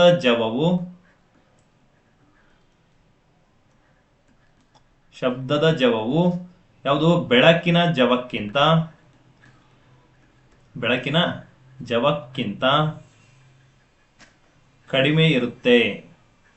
ಕಡಿಮೆ ಇದೆ ಅಂತ ಹೇಳಿದೆ. ಹಾಗಾದ್ರೆ ಇಲ್ಲಿ ಶಬ್ದ ಬೇಗ ಕೇಳಿಸುತ್ತೋ ಅಥವಾ ಬೆಳಕು ಬೇಗ ಕಾಣಿಸುತ್ತೋ ಅಂತ ಪ್ರಶ್ನೆ. ಅಂದ್ರೆ ಶಬ್ದಕ್ಕಿಂತ ಬೆಳಕೆ ಸ್ಪೀಡ್ ಅಂತ ಹೇಳಿದ್ರು. ಬೆಳಕು ಸ್ಪೀಡ್ ಇದೆ, ಇದು ಸ್ಪೀಡ್ ಲೋ ಇದೆ, ಹೌದಾ? ಹಾಗಾದ್ರೆ ಇದಕ್ಕೆ ಪರ್ಫೆಕ್ಟ್ ಎಕ್ಸಾಂಪಲ್ ಹೇಳೋದಾದ್ರೆ ಶಬ್ದದ ಜವವು ಬೆಳಕಿನ ಜವಕ್ಕಿಂತ ಕಡಿಮೆ ಇದೆ, ಹೌದು ಕರೆಕ್ಟ್ ಇದೆ. ಹಾಗಾದ್ರೆ ಇದಕ್ಕೊಂದು ಪರ್ಫೆಕ್ಟ್ ಎಕ್ಸಾಂಪಲ್ ಉದಾಹರಣೆ ಕೊಡೋದಾದ್ರೆ, ಉದಾಹರಣೆಗೆ ನಾವು ಮಿಂಚು ಯಾವುದು? ಹೌದು ಕರೆಕ್ಟ್. ಮಿಂಚು ಕಾಣಿಸಿದ ನಂತರ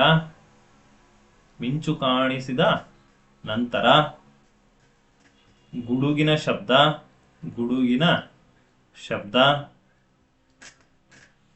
ಕೇಳಿಸುತ್ತದೆ. ಇಲ್ಲಿ ಮಳೆ ಬರ್ಬೇಕಾದ್ರೆ ಗುಡುಗು ಮತ್ತೆ ಮಿಂಚು ಬರುತ್ತೆ. ಹಾಗಾದ್ರೆ ಎರಡು ಒಂದೇ ಸಮಯದಲ್ಲಿ ಉಂಟಾಗುತ್ತೆ ಮೇಲೆ ಎಲ್ಲಿ ಮೋಡದಲ್ಲಿ. ಹಾಗಾದ್ರೆ ನಮಗೆ ಫಸ್ಟ್ ಕಾಣಿಸುವಂತದ್ದು ಯಾವುದು ಅಥವಾ ಕೇಳಿಸುವಂತದ್ದು ಯಾವುದು ಅಂತ ಕೇಳಿದಾಗ ಮೊದಲು ಮಿಂಚು ಬೆಳಕು ಕಾಣಿಸುತ್ತೆ, ನೆಕ್ಸ್ಟ್ ಶಬ್ದ ಕಾಣುತ್ತೆ. ಅರ್ಥ ಆಯ್ತಾ? ಹಾಗಾದ್ರೆ ಇಲ್ಲಿ ಶಬ್ದದ ಜವಕ್ಕಿಂತ ಬೆಳಕಿನ ಜವನೇ ಅಧಿಕ ಅಥವಾ ಜಾಸ್ತಿ ಇರುತ್ತೆ ಅಂತ ಹೇಳಿದ್ರೆ. ಹಾಗಾದ್ರೆ ಇಲ್ಲಿ ಮಿಂಚು ಬಂಧಕವನ್ನ ಕಂಡು ಹಿಡಿದ ವಿಜ್ಞಾನಿ ಯಾರು? Benjamin Franklin. ಹಾಗಾದ್ರೆ ವಾತಾವರಣಕ್ಕೆ 30,000 ಡಿಗ್ರಿ ಸೆಲ್ಸಿಯಸ್ನಷ್ಟು ಉಷ್ಣ ಬಿಡುಗಡೆ ಆಗುತ್ತೆ ಯಾವ್ದ್ರಲ್ಲಿ? ಮಿಂಚು ಉಂಟಾದಾಗ. ಹಾಗಾದ್ರೆ ವಾತಾವರಣಕ್ಕೆ ಯಾವ್ದು ಬಿಡುಗಡೆ ಆಗುತ್ತೆ, ಯಾವ ಅನಿಲ ಬಿಡುಗಡೆ ಆಗುತ್ತೆ ಅಂತ ಕೇಳಿದಾಗ ನೈಟ್ರೋಜನ್ ಆಕ್ಸೈಡ್ ಬಿಡುಗಡೆ ಆಗ್ತಾ ಹೋಗುತ್ತೆ.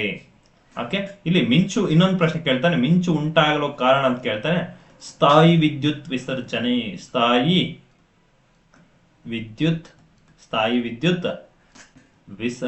ಅಂತ ಕರಿತಾ ಹೋಗ್ತೀವಿ. ಸ್ಥಾಯಿ ವಿದ್ಯುತ್ ವಿಸರ್ಜನೆ. ಇಲ್ಲಿ ಹೂ ಫೌಂಡೆಡ್ ದ ಅಂದ್ರೆ ಇಲ್ಲಿ ಮಿಂಚು ಬಂಧಕವನ್ನ ಕಂಡುಹಿಡಿದ ವಿಜ್ಞಾನಿ ಯಾರು? Benjamin Franklin. ಶಬ್ದದ ವೇಗಕ್ಕಿಂತ ಬೆಳಕಿನ ವೇಗನೇ ಜಾಸ್ತಿ, 30 ಡಿಗ್ರಿ ಸೆಲ್ಸಿಯಸ್ ಉಷ್ಣ ಬಿಡುಗಡೆ ಆಗುತ್ತೆ ಮಿಂಚು ಉಂಟಾದಾಗ. ಮತ್ತೆ ಮಿಂಚು ಉಂಟಾದಾಗ ವಾತಾವರಣಕ್ಕೆ ಬಿಡುಗಡೆ ಆಗುವ ಅನಿಲ ಯಾವುದು? Nitrogen oxide. ಮಿಂಚು ಉಂಟಾಗಲು ಕಾರಣ ಏನು? ಸ್ಥಾಯಿ ವಿದ್ಯುತ್ ವಿಸರ್ಜನೆ. ಅರ್ಥ ಆಯ್ತಾ? ಇಷ್ಟು ಈ ಒಂದು ಯಾವುದು ಮಿಂಚಿನ ಬಗ್ಗೆ ಮಾಹಿತಿ. ಇನ್ನೊಂದು ಕೇಳ್ತಾ ಹೋಗ್ತಾನೆ, ಯಾವುದು? ಒಂದು ಮಾಧ್ಯಮದಲ್ಲಿ ಶಬ್ದದ ಜವವು ಶಬ್ದದ ತಾಪವನ್ನ ಕೂಡ ಅವಲಂಬಿಸುತ್ತೆ. ಓಕೆ, ಶಬ್ದದ ಜವವು ತಾಪವನ್ನ ಅವಲಂಬಿಸಿರುತ್ತದೆ. ಅಂದ್ರೆ ಇದರ ವಿವರಣೆ ಇಷ್ಟೇನೆ, ತಾಪ ಹೆಚ್ಚಾದಂತೆ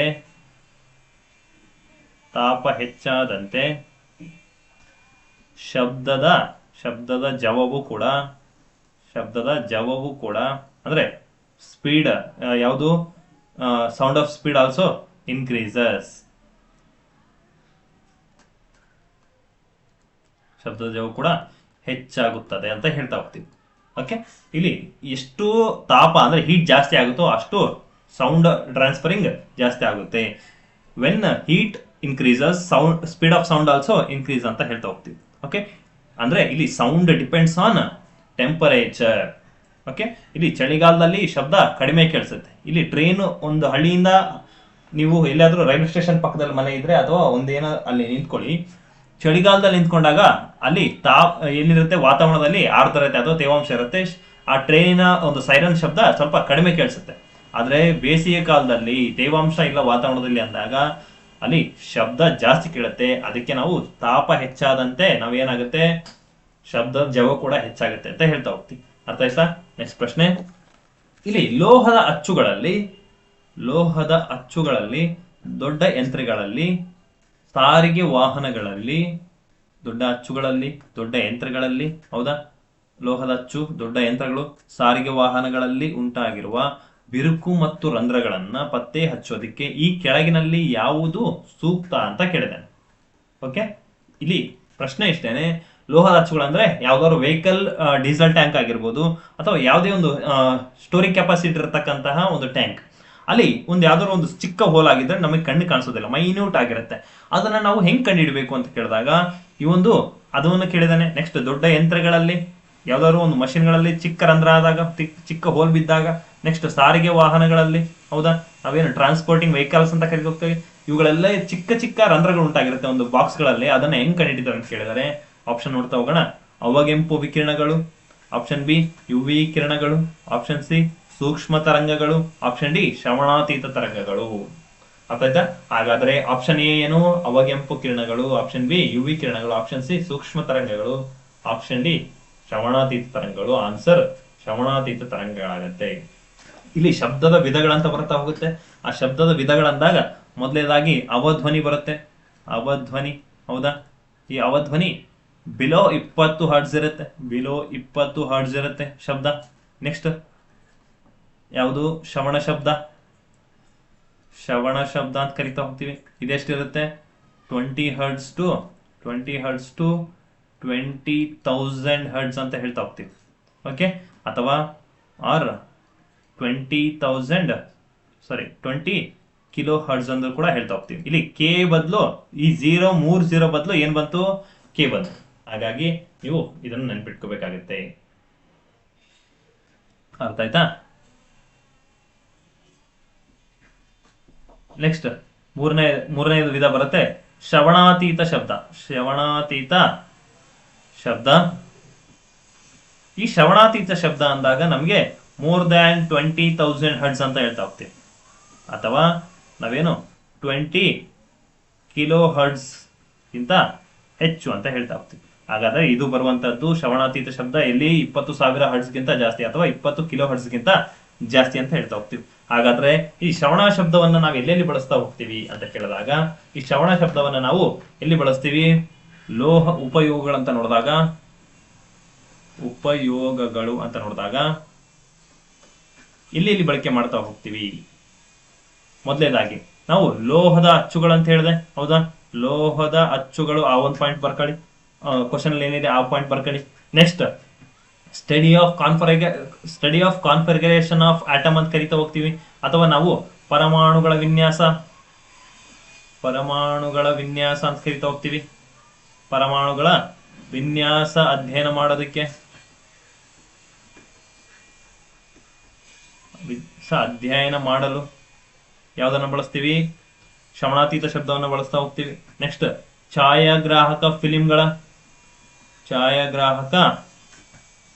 ಫಿಲಿಂಗಳಿಗೆ ಎಂಸಲಿನ್ ಅನ್ನ ತಯಾರು ಮಾಡ್ತೀವಿ, ಹೌದಾ? ಎಂಸಲಿನ್ ತಯಾರಿಕೆಯಲ್ಲಿ ಬಳಸ್ತಾ ಹೋಗ್ತೀವಿ. ಅಂದ್ರೆ ಈ ಒಂದು ಕೆಮಿಕಲ್ ಅಂದ್ರೆ ಯಾವ್ದನ್ನ ಬಳಸ್ತೀವಿ ಫೋಟೋ ವಾಶ್ಗೆ ಅಂತ ಕೇಳ್ತಾನೆ, ಅದು ಸಿಲ್ವರ್ ಬ್ರೋಮೈಡ್. ಇದನ್ನ ಅಪ್ಲಿಕೇಶನ್ ಹೇಳಿದ್ದೀನಿ, ಹೌದಾ? ನೆಕ್ಸ್ಟ್ ಬರುತ್ತೆ ಕೀಟಗಳು ಮತ್ತು ಯಾವುದು ಬ್ಯಾಕ್ಟೀರಿಯಾಗಳನ್ನು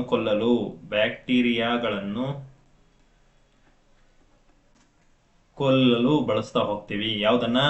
ಈ ಒಂದು ಶ್ರವಣಾತೀತ ಶಬ್ದ ಅಥವಾ ಅಲ್ಟ್ರಾಸೋನಿಕ್ ಸೌಂಡ್ ಅಂತ ಕರಿತೀವಿ. ಅಲ್ಟ್ರಾಸೋನಿಕ್ ಸೌಂಡ್ ಅಂತ ಕರಿತಾ ಹೋಗ್ತೀವಿ. ಓಕೆ, ನೆಕ್ಸ್ಟ್ ಯಾವ್ದನ್ನ? ಕೀಟಗಳು ಮತ್ತು ಬ್ಯಾಕ್ಟೀರಿಯಾ ಕೊಲ್ಲ ಬಳಸ್ತಾ ಹೋಗ್ತೀವಿ. ನೆಕ್ಸ್ಟ್ ಮಿಶ್ರಲೋಹಗಳ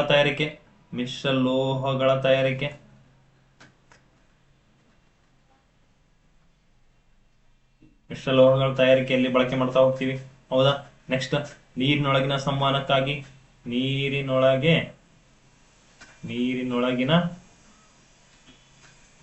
ಸಂವಹನಕ್ಕಾಗಿ ಬಳಕೆ. ನೆಕ್ಸ್ಟ್ ಬಟ್ಟೆಯಲ್ಲಿರುವ ಜಿಡ್ಡನ್ನು ತೆಗೆಯಲು, ಅಂದ್ರೆ ನಾವು ಡ್ರೈ ವಾಶಿಗೆ ಕೊಟ್ಟಿರ್ತೀವಿ, ಹೌದಾ? ಆ ಒಂದು ಡ್ರೈ ವಾಶ್ ನಲ್ಲಿ ನೀರನ್ನ ಟಚ್ ಮಾಡದೆ ಹಿಂಗೆ ಡ್ರೆಸ್ ತೆಗಿತಾನೆ ಅಂತ ಕೇಳಿದಾಗ, ಆ ಬಟ್ಟೆಯಲ್ಲಿರ್ತಕ್ಕಂಥ ಜಿಡ್ಡು ಅಂದಾಗ ಅದನ್ನ ನಾವು ಡ್ರೈ ವಾಶ್ ಅಂತ ಕರಿತಾ ಹೋಗ್ತೀವಿ. ಆ ಡ್ರೈ ವಾಶ್ ಅನ್ನ ನಾವು ಹೆಂಗ್ ಮಾಡ್ತೀವಿ ಅಂದ್ರೆ, ಅದು ಅಲ್ಟ್ರಾಸೋನಿಕ್ ಸೌಂಡ್ ಅನ್ನು ಯೂಸ್ ಮಾಡ್ಕೊಂಡು, ಅಲ್ಟ್ರಾಸೋನಿಕ್ ವೇವ್ಸ್ ಅನ್ನು ಯೂಸ್ ಮಾಡ್ಕೊಂಡು ಬಟ್ಟೆಗಳಿಂದ ಜಿಡ್ಡು ತೆಗೆಯಲು. ಅರ್ಥ ಆಯ್ತಾ? ನೆಕ್ಸ್ಟ್ ಪ್ರಶ್ನೆ. Next to break kidney stones, ಅಂದ್ರೆ ಇಲ್ಲಿ ಕಿಡ್ನಿ ಸ್ಟೋನ್ಗಳನ್ನ ತೆಗೆಯಲು ಬಳಸ್ತಾ ಹೋಗ್ತೀವಿ.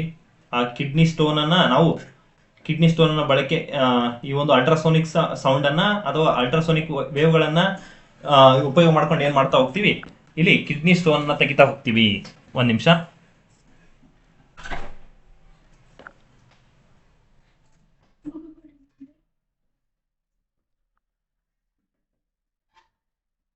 ನೆಕ್ಸ್ಟ್ ಆಪ್ಷನ್ ಇರುತ್ತೆ. ಏನಿದೆ ನೆಕ್ಸ್ಟ್ ಆಪ್ಷನ್? ಸಾರಿ, ನೆಕ್ಸ್ಟ್ ಪಾಯಿಂಟ್ ಬರ್ಕೊಳ್ಳಿ. ಇದನ್ನ ಎಲ್ಲಿ ಯೂಸ್ ಮಾಡ್ತೀವಿ ಅಂತ ಕೇಳಿದಾಗ, ಪ್ರೆಗ್ನೆನ್ಸಿ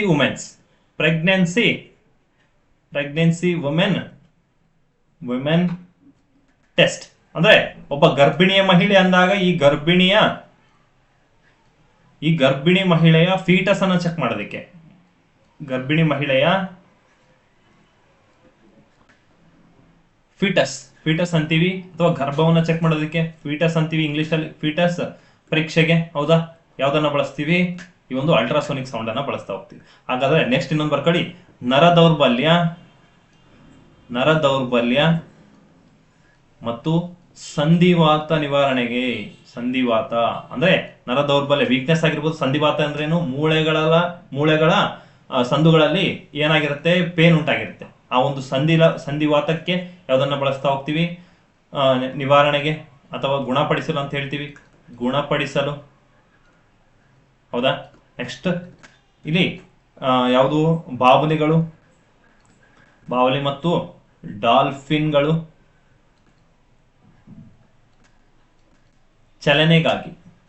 ಚಲನೆಗಾಗಿ ಬಳಕೆ ಮಾಡ್ತೀವಿ. ಅದನ್ನು ನಾವು ಎಕೋಲೋಷನ್ ಆಫ್ ಡಾಲ್ಫಿನ್ಸ್ ಅಂತ ಕರಿತೀವಿ. ಅರ್ಥ ಆಯ್ತಾ? ಈ ಬಾವಲಿಗಳಾಗಿರ್ಬೋದು ಅಥವಾ ಡಾಲ್ಫಿನ್ಗಳಾಗಿರ್ಬೋದು ಚಲಿಸ್ತಕ್ಕಂಥದ್ದು ಯಾವ್ದಾದ್ರ ಮೇಲೆ ಶ್ರವಣಾತೀತ ಶಬ್ದಗಳನ್ನು ಉತ್ಪತ್ತಿ ಮಾಡ್ತವೆ, ಅವುಗಳ ಮೂಲಕ ರಾತ್ರಿ ಹೊತ್ತು ಚಲಿಸ್ತವೆ. ಅರ್ಥ ಆಯ್ತಾ? ಇಷ್ಟು ಈ ಒಂದು ಅಲ್ಟ್ರಾಸೋನಿಕ್ ಸೌಂಡ್ ಬಗ್ಗೆ ಮಾಹಿತಿ. ಇಲ್ಲಿ ಶಬ್ದದ ವಿಧಗಳಂದಾಗ 3 ಬಂತು, ಹೌದಾ? ಶ್ರವಣ ಶಬ್ದ, ನೆಕ್ಸ್ಟ್ ಶ್ರವಣಾತೀತ ಶಬ್ದ, ಮೂರನೇದು ಶ್ರವಣಾತೀತ ಶಬ್ದ. ಮೊದಲನೇದು ಹೇಳಿದೆ, ಹೌದಾ? ಮೊದಲನೇದು ಅವಧ್ವನಿ, ಎರಡನೇದು ಶ್ರವಣ ಶಬ್ದ, ಮೂರನೇದು ಶ್ರವಣಾತೀತ ಶಬ್ದ. ಇದು ತುಂಬಾ ಇಂಪಾರ್ಟೆಂಟ್ ಆಗುತ್ತೆ, ಹಲವಾರು ಬಾರಿ ಪ್ರಶ್ನೆ ಕೇಳಿದಾನೆ. ಅರ್ಥ ಆಯ್ತಾ? ನೆಕ್ಸ್ಟ್ 8ನೇ ಪ್ರಶ್ನೆ, ಬಾವಲಿಗಳು ನಿಶಾಚರಿಗಳು. ಹೌದು, ನಿಶಾಚರಿಗಳು. ಅವು ಕತ್ತಲಲ್ಲಿ ಇತರೆ ವಸ್ತುಗಳಿಗೆ ತಾಗದೆ ಹಾರಾಡಬಲ್ಲವು. ಇದಕ್ಕೆ ಕಾರಣ, ಇಲ್ಲಿ ಬಾವಲಿಗಳಂದಾಗ ಅವು ರಾತ್ರಿ ಹೊತ್ತು ಹಾರಾಡ್ತವೆ, ಯಾವುದೇ ವಸ್ತುಗಳಿಗೆ ಟಚ್ ಆಗದೇ ಇರೋ ರೀತಿ ಅವು ಹಾರಾಡ್ತವೆ, ಯಾವುದಕ್ಕೂ ಹೋಗಿ ಡಿಕ್ಕಿ ಹೊಡೆಯೋದಿಲ್ಲ. ಅವು ಹೆಂಗೆ ಹಾರಾಡ್ತವೆ ಅಂತ ಕೇಳ್ತಾನೆ. ಅವು ಯಾಕೆ ಅಂತ ಕೇಳೋದಾದ್ರೆ, ಇಲ್ಲಿ ಆಪ್ಷನ್ ನೋಡ್ತಾ ಹೋಗೋಣ. ತಮ್ಮ ರೆಕ್ಕೆಗಳಿಂದ ಸುತ್ತಮುತ್ತಲಿನ ವಸ್ತುಗಳನ್ನು ಸ್ಪರ್ಶಿಸಬಲ್ಲವು. ಹೌದಾ? ತಮ್ಮ ರೆಕ್ಕೆಗಳಲ್ಲಿನ ಸುತ್ತಮುತ್ತ ವಸ್ತುಗಳನ್ನು ಸ್ಪರ್ಶಿಸಬಲ್ಲವು. ತಪ್ಪಾಗುತ್ತೆ. ನೆಕ್ಸ್ಟ್, ಸುತ್ತಮುತ್ತಲಿನ ವಸ್ತುಗಳಿಂದ ಪ್ರತಿಫಲನಗೊಂಡ ಉಷ್ಣದ ಅಲೆಗಳನ್ನ ಸೂಕ್ಷ್ಮವಾಗಿ ಗ್ರಹಿಸಬಲ್ಲವು. ಉಷ್ಣದ ಅಲೆಗಳನ್ನ. ತಪ್ಪಾಗುತ್ತೆ. ಇಲ್ಲಿ 3ನೇ ಆಪ್ಷನ್, ಶ್ರವಣಾತೀತ ಧ್ವನಿ ಅಲೆಗಳನ್ನು ಹೊರಸೂಸಿ ಸುತ್ತಮುತ್ತಲಿನ ವಸ್ತುಗಳಿಂದ ಪ್ರತಿಫಲನಗೊಂಡ ಮರುಧ್ವನಿಯನ್ನ ಗ್ರಹಿಸಬಲ್ಲವು. ಅಂದ್ರೆ ಇದು ಕರೆಕ್ಟ್ ಆಗುತ್ತೆ. ನಾನು ಆಗ್ಲೇ ಹೇಳಿದೆ, ಬಾವಲಿಗಳಾಗಿರ್ಬೋದು, ಡಾಲ್ಫಿನ್ಸ್ಗಳಾಗಿರ್ಬೋದು ರಾತ್ರಿ ಹೊತ್ತು, ಅಥವಾ ಈ ಒಂದು ಬಾವಲಿಗಳು ರಾತ್ರಿ ಹೊತ್ತು ಸಂಚಾರ ಮಾಡ್ತವೆ ಮತ್ತು ಡಾಲ್ಫಿನ್ಗಳು ನೀರಿನಲ್ಲಿ ಚಲನೆ ಮಾಡ್ತವೆ. ಅದು ಹೆಂಗೆ ಅಂತ ಕೇಳಿದ್ರೆ, ಅದು ಅಲ್ಟ್ರಾಸೋನಿಕ್ ಸೌಂಡ್ ಅನ್ನ, ಅಂದ್ರೆ ಶ್ರವಣಾತೀತ ಶಬ್ದಗಳನ್ನ, ಶ್ರವಣಾತೀತ ತರಂಗಗಳನ್ನು ಉಪಯೋಗಿಸ್ಕೊಂಡು ಹೋಗ್ತವೆ. ಹೆಂಗೆ ಅಂತ ಕೇಳೋದಾದ್ರೆ, ಇಲ್ಲಿ ಹಗಲಲ್ಲಿ ಇದೊಂದು ಆಪ್ಷನ್ ಹೋಗ್ಬಿಡೋಣ, ಇನ್ಫಾರ್ಮೇಶನ್ ಕೊಡ್ತಾ ಹೋಗ್ತೀವಿ. ಇಲ್ಲಿ ಹಗಲಲ್ಲಿ ಕುರುಡಿದ್ದರೂ ಅವುಗಳಿಗೆ ರಾತ್ರಿ ದೃಷ್ಟಿ ಇರುವುದು. ಹೌದು, ಇದು ಕರೆಕ್ಟ್. ಬಟ್ ಇಲ್ಲಿ ಪರ್ಫೆಕ್ಟ್ ಆಗುತ್ತೆ ಯಾವುದು? ಇದು ಪರ್ಫೆಕ್ಟ್ ಆಗುತ್ತೆ.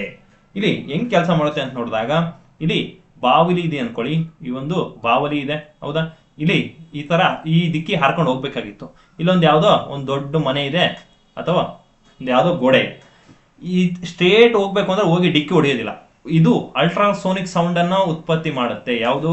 ಈ ಒಂದು ಬಾವಲಿ ಏನ್ ಮಾಡುತ್ತೆ? ಅಲ್ಟ್ರಾಸೋನಿಕ್ ಸೌಂಡ್ ಅನ್ನ ಉತ್ಪತ್ತಿ ಮಾಡುತ್ತೆ.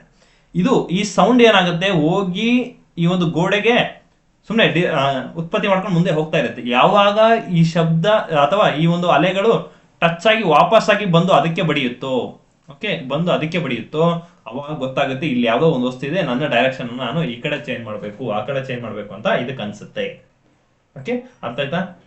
ಇಷ್ಟು ಬಾವಲಿಗಳ ಬಗ್ಗೆ ಹೇಳೋದಾದ್ರೆ, ಇಲ್ಲಿ ಬಾವಲಿ ಬಗ್ಗೆ ಹೇಳೋದಾದ್ರೆ 1-2 ಪಾಯಿಂಟ್ಸ್ ಇದೆ, ಬರ್ಕೊಳ್ಳಿ. ಬಾವಲಿ ಅಂದಾಗ ನೋಟ್ಸ್ ಬರ್ಕೊಳ್ಳಿ. ಬಾವಲಿ ಅಂದಾಗ ಇದನ್ನ ನಾವು ಇಂಡಿಯನ್ ಫ್ಲೈಯಿಂಗ್ ಫಾಕ್ಸ್ ಅಂತ ಕರಿತಾ ಹೋಗ್ತೀವಿ. We call it has Indian flying fox ಅಂತ ಕರಿತಾ ಹೋಗ್ತೀವಿ. ಯಾಕೆ ಅಂದ್ರೆ ಇದು ನರಿಗಳು ಹೆಂಗೆ ಹಗಲೊತ್ತು ಬೇಟೆ ಆಡುತ್ತೋ, ಈ ಒಂದು ಬಾವಲಿ ರಾತ್ರಿ ಹೊತ್ತು ಬೇಟೆ ಆಡುತ್ತೆ. ಅದಕ್ಕೆ ಇದನ್ನ ಇಂಡಿಯನ್ ಫ್ಲೈಯಿಂಗ್ ಫಾಕ್ಸ್ ಅಂತ ಕರಿತಾ ಹೋಗ್ತೀವಿ. ಇದು ಒಂದು ಸಸ್ತನಿ ಅಂತ ಕರಿತಾ ಹೋಗ್ತೀವಿ. ಅಂದ್ರೆ it belongs to mammals group. ಹೌದಾ? ಹಾಗಾದ್ರೆ ಇಲ್ಲಿ ಶಬ್ದ ಅಂದಾಗ ಇದು ಒಂದು ಸಸ್ತನಿ ಅಂತ ಹೇಳ್ತೀವಿ, ಅಥವಾ ಮ್ಯಾಮಲ್ಸ್ ಅಂತ ಹೇಳ್ತಾ ಹೋಗ್ತೀವಿ. ಹಾಗಾದ್ರೆ ಈ ಬಾವಲಿಗಳು ಅಲ್ಟ್ರಾಸೋನಿಕ್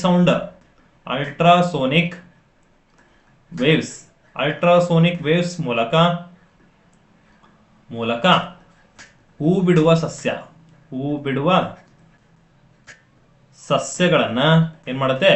ಬೇಟೆಯಾಡುತ್ತದೆ. ಅರ್ಥ ಆಯ್ತಾ? ಹೂ ಬಿಡುವ ಸಸ್ಯಗಳನ್ನ ರಾತ್ರಿ ಹೊತ್ತು ಬೇಟೆಯಾಡುತ್ತೆ. ಹೆಂಗೆ ಅಂತಂದ್ರೆ, ಅದು ಅಲ್ಟ್ರಾಸೋನಿಕ್ ವೇವ್ಗಳನ್ನ ಯೂಸ್ ಮಾಡಿಕೊಂಡು, ಅದು ಶ್ರವಣಾತೀತ ತರಂಗಗಳನ್ನು ಯೂಸ್ ಮಾಡಿಕೊಂಡು ಅದು ಬೇಟೆಯಾಡುತ್ತೆ. ಹೌದಾ? ನೆಕ್ಸ್ಟ್, ಇದು ಏನ್ ಮಾಡುತ್ತೆ? ಬೆಚ್ಚಗಿನ ಸ್ಥಳಗಳನ್ನ ಹುಡುಕುತ್ತೆ. ಬೆಚ್ಚಗಿನ ಸ್ಥಳಗಳನ್ನು ಹುಡುಕುತ್ತದೆ. ನೆಕ್ಸ್ಟ್, ಕತ್ತಲಲ್ಲಿ ಸುಲಭವಾಗಿ ಹಾರಾಡುತ್ತವೆ. ಹಿಂಗೆ ಅಂದ್ರೆ ಅದು ಅಲ್ಟ್ರಾಸೋನಿಕ್ ವೇವ್ಸ್ ಅನ್ನು ಯೂಸ್ ಮಾಡ್ಕೊಂಡು. ಹೌದಾ? ನೆಕ್ಸ್ಟ್ ಕೀಟಗಳನ್ನು ಬೇಟೆಯಾಡುತ್ತೆ. ಹೌದಾ? ಕೀಟಗಳನ್ನ ಬೇಟೆಯಾಡುತ್ತೆ. ಹೌದು. ನೆಕ್ಸ್ಟ್ ಇಲ್ಲಿ ಇದನ್ನ ನಾವು ಅಲ್ಟ್ರಾಸೋನಿಕ್ ಪ್ರಾಣಿ ಅಂತ ಕರಿತಾ ಹೋಗ್ತೀವಿ. ಅಲ್ಟ್ರಾಸೋನಿಕ್ ಸೌಂಡ್ ಅಥವಾ ಅಲ್ಟ್ರಾಸೌಂಡ್ ಅಂತಾನೂ ಕೂಡ ಬರುತ್ತೆ. ಅಲ್ಟ್ರಾಸೌಂಡ್ ಪ್ರಾಣಿ ಅಂತ ಕರಿತಾ ಹೋಗ್ತೀವಿ. ಹೌದಾ? ನೆಕ್ಸ್ಟ್ ಬಾವಲಿಗಳು ಎಲ್ಲಿ ಬದುಕ್ತವೆ ಅಂದ್ರೆ ಇವುಗಳು ಹೆಚ್ಚಾಗಿ ಎಲ್ಲಿ ಕಂಡು ಬರ್ತವೆ ಅಂತ ಕೇಳಿದ್ರೆ ಉಷ್ಣವಲಯದ ಕಾಡುಗಳು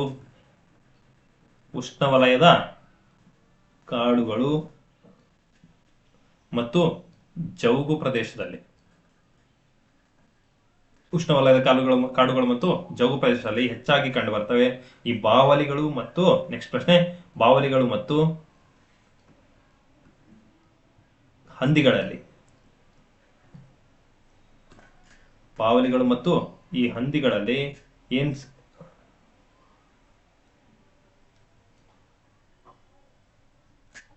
ಬಾವಲಿಗಳು ಮತ್ತು ಹಂದಿಗಳಲ್ಲಿ ನಿಫಾ ವೈರಸ್ ಕಂಡು ಬರುತ್ತೆ. ಹಾಗಾಗಿ ಇವುಗಳು ಬಾವಲಿಗಳು ತಿಂದು ಬಿಟ್ಟಿರತಕ್ಕಂತ ಮತ್ತು ಹಂದಿಗಳು ತಿಂದು ಬಿಟ್ಟಿರತಕ್ಕಂತ ಆಹಾರವನ್ನ ಅಥವಾ ಹಣ್ಣುಗಳನ್ನ ತಿನ್ನಬಾರ್ದು. ಕಾರಣ ಏನು ಅಂದ್ರೆ ಅಲ್ಲಿ ನಿಫಾ ವೈರಸ್ ಇರುತ್ತೆ. ನೆಕ್ಸ್ಟ್ ಕಡಲ ಹಂದಿಗಳು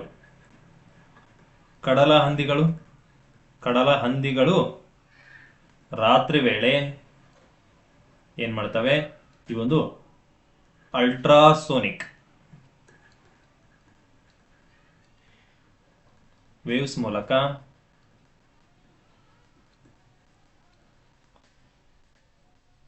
ಚಲನೆ ಮಾಡ್ತವೆ. ಇಷ್ಟು ಬಾವಲಿಯ ಬಗ್ಗೆ ಮಾಹಿತಿ. ಅರ್ಥ ಆಯ್ತಾ? ನೆಕ್ಸ್ಟ್ ಪ್ರಶ್ನೆ, 9ನೇ ಪ್ರಶ್ನೆ. ಒಬ್ಬ ಕೇಳುಗನು ಕೇಳಿದ ಶಬ್ದದ ಆವರ್ತನ ಅಂದ್ರೆ ಆವೃತ್ತಿಯನ್ನ ಧ್ವನಿಯ ಸ್ಥಾಯಿ ಮೂಲದತ್ತ ಅಭಿಮುಖವಾಗಿ ಚಲಿಸುತ್ತಿದ್ದಾನೆ. ಪ್ರಶ್ನೆ ಇಷ್ಟೇನೆ. ಇಲ್ಲಿ ಯಾವುದೋ ಸ್ಪೀಕರ್ ಇದೆ ಅಥವಾ ಒಂದು ವಸ್ತು ಅಲ್ಲಿ ಶಬ್ದವನ್ನು ಉತ್ಪತ್ತಿ ಮಾಡ್ತಾ ಇದೆ.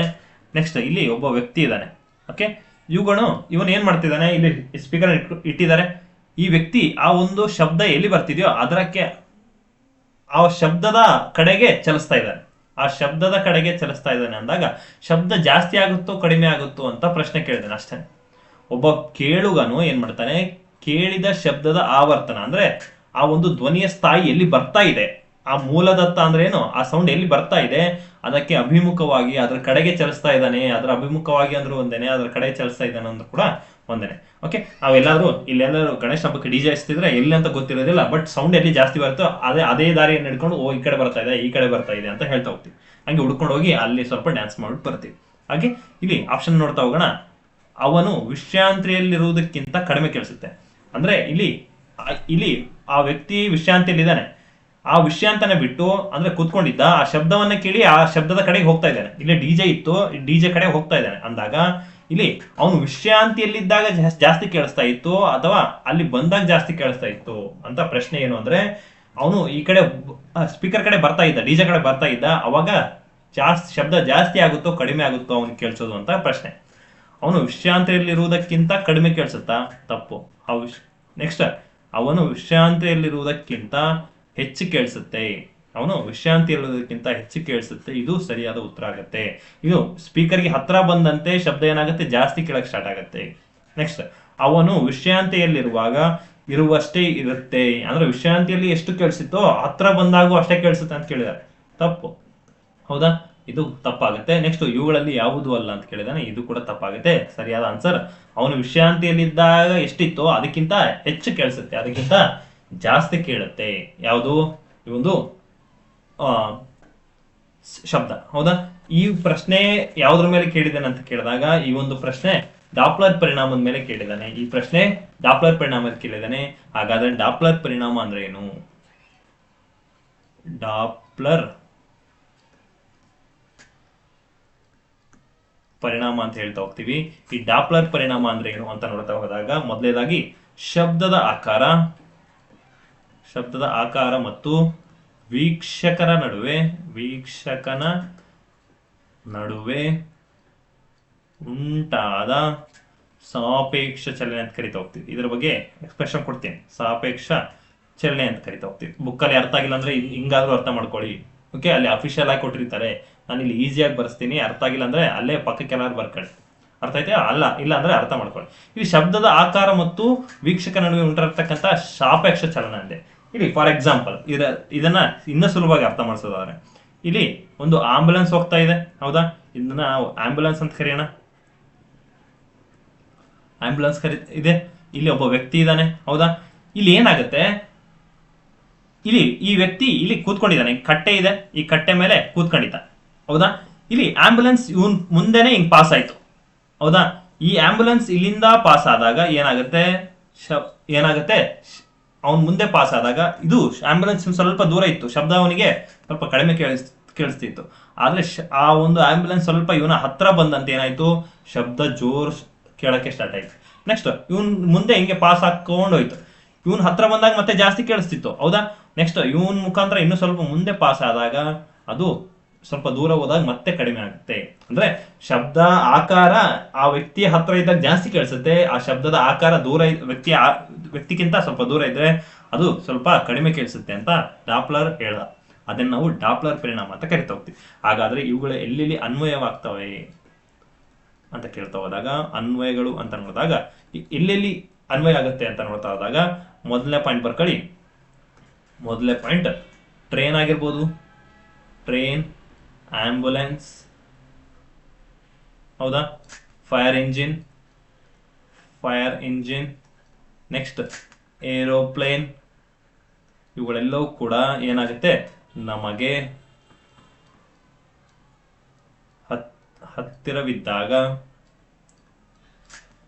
ಹತ್ತಿರವಿದ್ದಾಗ ಶಬ್ದ ಹೆಚ್ಚು ಕೇಳಿಸುತ್ತೆ,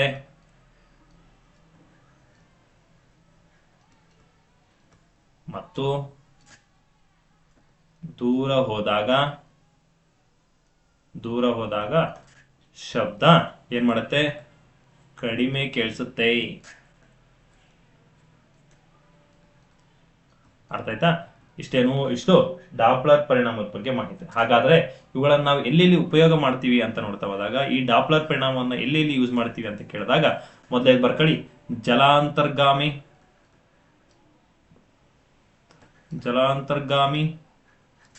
ವೇಗವನ್ನು ಅಳೆಯೋದಿಕ್ಕೆ, ಹೌದಾ? ನೆಕ್ಸ್ಟ್ ಸಂಚಾರಿ ಪೊಲೀಸರು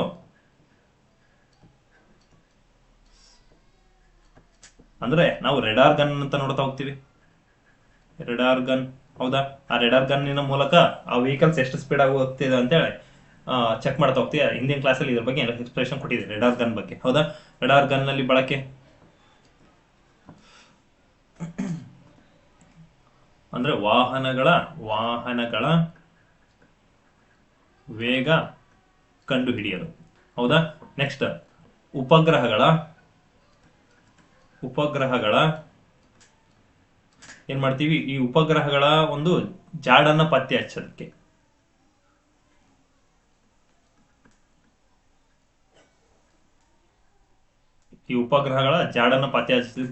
ನಾವು ಡಾಪ್ಲರ್ ಪರಿಣಾಮವನ್ನು ಬಳಕೆ ಮಾಡ್ತಾ ಹೋಗ್ತೀವಿ. ನೆಕ್ಸ್ಟ್ ಚಂದ್ರಯಾನ 3 ಅಂದ್ರೆ ಉಪಗ್ರಹಗಳಂದ್ರೆ ಎಲ್ಲ ಬಂತು. ಈ ಚಂದ್ರಯಾನ 3 ಆಗಿರ್ಬೋದು, ಹೌದಾ?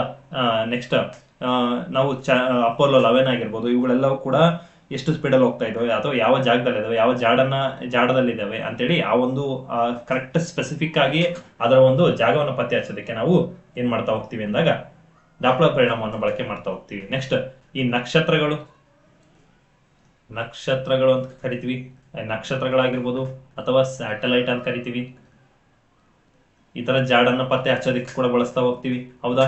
ನೆಕ್ಸ್ಟ್ ಆಕಾಶದಲ್ಲಿ brightening star in the sky ಅಂತ ಕರಿತಾ ಹೋಗ್ತೀವಿ. Brightening star in the sky ಅಥವಾ ಸೀರೀಸ್ ಅಂತ ಕರಿತಾ ಹೋಗ್ತೀವಿ. ಅವುಗಳನ್ನ ಪತ್ತೆ ಹಚ್ಚೋದಕ್ಕೆ ಹುಡುಕ್ತಾ ಹೋಗ್ತೀವಿ. ನೆಕ್ಸ್ಟ್ ಸೂರ್ಯನ ಭ್ರಮಣೆ ಮತ್ತು ಪರಿಭ್ರಮಣೆ ಪತ್ತೆ ಹಚ್ಚೋದಕ್ಕೆ ನಾವು ಡಾಪ್ಲರ್ ಪರಿಣಾಮವನ್ನು ಬಳಕೆ ಮಾಡ್ತಾ ಹೋಗ್ತೀವಿ. ನೆಕ್ಸ್ಟ್ ಇನ್ನೂ ಹೇಳೋದಾದ್ರೆ ನಾವು ಸೂರ್ಯನ ಭ್ರಮಣ ಎಷ್ಟು? 26 ದಿನ, 26 ದಿನ ಅಂತ ಹೇಳ್ತಾ ಹೋಗ್ತೀವಿ. ನೆಕ್ಸ್ಟ್ ವಿಶ್ವ ಹಿಗ್ಗುತ್ತಿದೆ ಮತ್ತು ವಿಶ್ವ ಹಿಗ್ಗುತ್ತಿದೆ, ನಕ್ಷತ್ರಗಳು ಮತ್ತು ಗ್ಯಾಲಕ್ಸಿಗಳು ಕುಗ್ಗುತ್ತಿವೆ ಅಥವಾ ದೂರ ಹೋಗುತ್ತಿವೆ ಅಂತ ಹೇಳಿದವರು ಯಾರು ಅಂತ ಕೇಳ್ತಾನೆ. ಅದು ಎಡ್ವಿನ್ ಹಬೆಲ್. ಏನ್ ಹೇಳ್ತಾನೆ ಅಂದ್ರೆ ವಿಶ್ವ ಹಿಗ್ಗುತ್ತಿದೆ, ನಕ್ಷತ್ರಗಳು ಮತ್ತು ಗ್ಯಾಲಕ್ಸಿಗಳು ದೂರ ಹೋಗುತ್ತಿವೆ ಅಂತ ಹೇಳಿದರೆ ಯಾರು? ಅದೇ ಎಡ್ವಿನ್ ಹಬೆಲ್. ಅರ್ಥ ಆಯ್ತಾ? ಇನ್ನು ನಕ್ಷತ್ರಗಳ ಸ್ಪೀಡ್ ಮತ್ತು ಗ್ಯಾಲಕ್ಸಿಗಳ ಸ್ಪೀಡ್ ಅನ್ನ ಕೂಡ ಪತ್ತೆ ಹಚ್ಚೋದಕ್ಕೆ ಈ ಡಾಪ್ಲರ್ ಪರಿಣಾಮವನ್ನು ಬಳಕೆ ಮಾಡ್ತಾ ಹೋಗ್ತೀವಿ. ಅರ್ಥ ಆಯ್ತಾ? ಇನ್ನು ಲಾಸ್ಟ್ ಪ್ರಶ್ನೆ ನೋಡೋಣ. 10ನೇದು, ಶಬ್ದದ ಮೂಲ ಮತ್ತು ವೀಕ್ಷಕ ಪರಸ್ಪರ ದೂರ ಹೋಗುತ್ತಿದ್ದರೆ ಆಗ ಸ್ಪಷ್ಟ ಆವೃತ್ತಿ ಏನಾಗುತ್ತೆ? ಇದು ಕೂಡ ಡಾಪ್ಲರ್ ಪರಿಣಾಮದ ಮೇಲೆ ಪ್ರಶ್ನೆ ಕೇಳಿದಾನೆ. ಅಂದ್ರೆ ಶಬ್ದ ಮೂಲ ಅಂದ್ರೆ ಶಬ್ದ ಎಲ್ಲಿ ಬರ್ತಿದ್ಯೋ ಅಲ್ಲಿ ಮತ್ತು ವೀಕ್ಷಕನ ನಡುವೆ ಪರಸ್ಪರ ಸ್ವಲ್ಪ ದೂರ ಹೋಗ್ತಾ ಇದ್ರೆ ಆಗ ಸ್ಪಷ್ಟ ಆವೃತ್ತಿ ಏನಾಗುತ್ತೆ ಅಂತ ಕೇಳಿದಾನೆ. ಸ್ಪಷ್ಟ ಆವೃತ್ತಿ ಕಡಿಮೆ ಆಗುತ್ತೆ. ಅರ್ಥ ಆಯ್ತಾ? ಸ್ಪಷ್ಟ ಆವೃತ್ತಿ, ಇಲ್ಲಿ ಶಬ್ದ ಇಲ್ಲಿದೆ ಅಂದಾಗ ವ್ಯಕ್ತಿ ಇಲ್ಲಿದ್ದಾನೆ, ಹೌದಾ? ಇಲ್ಲಿ ಸ್ಪೀಕರ್ ಇದೆ ಅಂದಾಗ ಇಲ್ಲಿ ಒಬ್ಬ ವ್ಯಕ್ತಿ ಇದ್ದಾನೆ, ಇವನು ಸ್ವಲ್ಪ ದೂರ ಹೋಗ್ತಿದ್ದಾನೆ, ಹೌದಾ? ದೂರ ಹೋಗ್ತಿದ್ದಾನೆ ಅಂದಾಗ ಏನಾಗುತ್ತೆ? ಆಗ ಆವೃತ್ತಿ ಅಂದ್ರೆ ಅವನಿಗೆ ಶಬ್ದ ಕೇಳೋದು ಸ್ವಲ್ಪ ದೂರ ಹೋದಂಗೆ ಶಬ್ದ ಸ್ವಲ್ಪ ಕಡಿಮೆ ಕೇಳಿಸ್ತಾ ಹೋಗುತ್ತೆ. ಅದೇ ಆನ್ಸರ್ ಕಡಿಮೆ ಆಗ್ತಾ ಹೋಗುತ್ತೆ. ಇಷ್ಟರವರೆಗೂ ಅದನ್ನು ಎಕ್ಸ್ಪ್ಲೇನ್ ಮಾಡಿದ್ದೀನಿ, ಹೌದಾ? ಇನ್ನು ಇನ್ನೊಂದು ಪಾಯಿಂಟ್ ಬಿಟ್ಟಿದ್ದೀನಿ ಇಲ್ಲಿ, ಯಾವುದು? ಸೋನಾರ್ ಬಗ್ಗೆ ಬಿಟ್ಟಿದ್ದೀನಿ. ಆ ಸೋನಾರ್ ಅನ್ನ ಬರ್ಕೊಳ್ಳಿ ಅಂತ ಹೇಳ್ತಾ, ಮೊದಲೇದಾಗಿ ಈ ಸೋನಾರ್ ಏನ್ ಸರ್? ಸೋನಾರ್ ಅಂತಂದ್ರೆ ಮೊದಲೇದಾಗಿ ನಾವು ಸೋನಾರ್ ಫುಲ್ ಫಾರ್ಮ್ ಹೇಳೋದಾದ್ರೆ ಸೌಂಡ್ ನ್ಯಾವಿಗೇಷನ್ ಅಂಡ್ ರೇಂಜಿಂಗ್ ಅಂತ ಕರಿತಾವ. ಸೌಂಡ್ ನ್ಯಾವಿಗೇಷನ್ ಅಂಡ್ ರೇಂಜಿಂಗ್ ಅಂತ ಕರಿತಾ ಹೋಗ್ತೀವಿ. ಈ ಒಂದು ಸೋನಾರ್ ಅನ್ನ ಕಂಡು ಹಿಡಿದ ವಿಜ್ಞಾನಿ ಯಾರು? ಪಾಲ್ ಲ್ಯಾಗ್ವೀನ್ ಅನ್ನುವಂಥ ವಿಜ್ಞಾನಿ ಏನ್ ಮಾಡ್ತಾನೆ? ಮೊದಲೇದಾಗಿ ಈ ಒಂದು ಪಾಲ್ ಲ್ಯಾಗ್ವೀನ್ ಅಂತ ವಿಜ್ಞಾನಿ ಮೊದಲೇದಾಗಿ ಸೋನಾರ್ನ ಕಂಡುಹಿಡಿತಾನೆ. ಹಾಗಾದ್ರೆ ಈ ಸೋನಾರ್ನ ಎಲ್ಲಿ ಬಳಕೆ ಮಾಡ್ತಾರೆ ಅಂತ ಕೇಳಿದಾಗ, ನೀರಿನ ಒಳಗಿರುವ ವಸ್ತುವಿನ ದಿಕ್ಕು, ಸ್ಥಾನ ಅಥವಾ ನಾವೇನು ದಿಕ್ಕು, ಸ್ಥಾನ ಅಥವಾ ವೇಗವನ್ನ ಪತ್ತೆ ಹಚ್ಚೋದಕ್ಕೆ ನಾವೇನ್ ಮಾಡ್ತೀವಿ? ಈ ಒಂದು ಸೋನಾರ್ನ ಬಳಕೆ ಮಾಡ್ತಾ ಹೋಗ್ತೀವಿ. ಇವುಗಳಲ್ಲಿ ನಾವು ಪ್ರೇಕ್ಷಕ ಮತ್ತು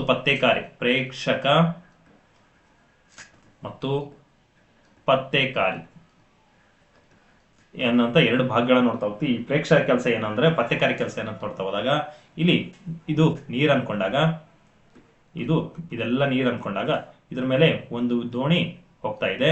ಇಲ್ಲಿ ನಾವು ಇಲ್ಲೆಲ್ಲೋ ಒಂದು ವಸ್ತು ಇದೆ, ಹೌದಾ? ಅಥವಾ ಜಲಾಂತರ್ಗಾಮಿ ಇದೆ ಅಂತ ಅನ್ಕೊಳ್ಳಿ. ಈ ಒಂದು ಬೋಟ್ ಇಂದ ನಾವು ಏನ್ ಮಾಡ್ತೀವಿ? ಈ ಒಂದು ಬೋಟ್, ಇದು ಬೋಟ್, ಹೌದಾ? ಇದೊಂದು ಜೆಂಡ ಹಾಕಿರ್ತಾರೆ.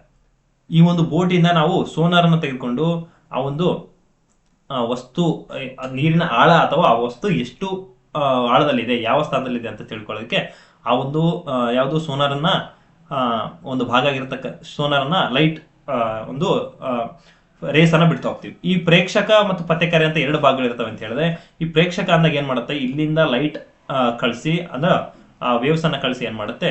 ವಾಪಸ್ ತಗೊಳುತ್ತೆ. ಅಂದ್ರೆ ಎಷ್ಟು ದೂರ ಐತೆ ಅಂತ ಇದು ಇಲ್ಲಿಂದ ಕಳಿಸಿ ವಾಪಸ್ ತಗೊಳುತ್ತೆ.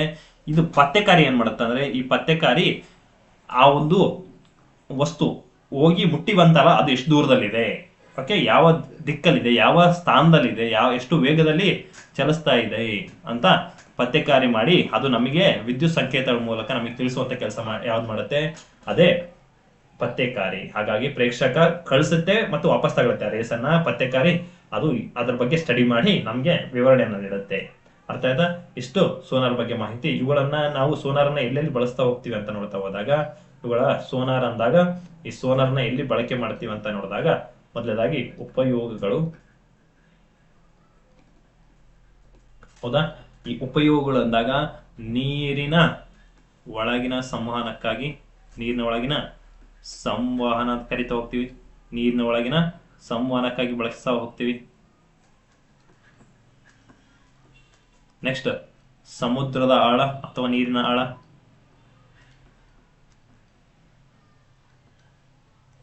ನೀರಿನ ಆಳ ತಿಳಿಯಲು.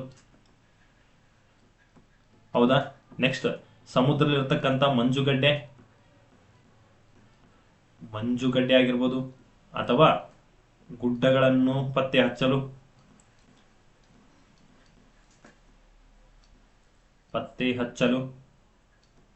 ಹೌದಾ? ನೆಕ್ಸ್ಟ್ ಜಲಾಂತರ್ಗಾಮಿ ಪತ್ತೆ ಹಚ್ಚೋದಿಕ್ಕೆ ಜಲಾಂತರ್ಗಾಮಿ ಏನ್ ಮಾಡುತ್ತೆ? ಆ ಜಲಾಂತರ್ಗಾಮಿಯ ಜಾಡನ್ನ ಪತ್ತೆ ಹಚ್ಚುತ್ತೆ.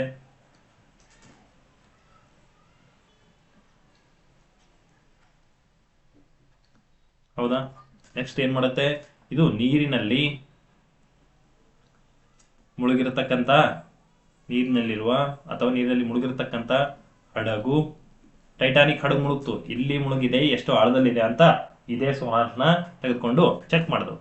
ಯಾವುದು ಹಡಗಾಗಿರ್ಬೋದು, ಮುಳುಗಿರತಕ್ಕಂಥ ಏರೋಪ್ಲೇನ್ಗಳಾಗಿರ್ಬೋದು, ಕ್ರಾಶ್ ಆಗಿ ಏರೋಪ್ಲೇನ್ಗಳು ಸಮುದ್ರದಲ್ಲೇ ಬಿತ್ತಿರ್ತವೆ. ಆ ಏರೋಪ್ಲೇನ್ಗಳನ್ನ ಪತ್ತೆ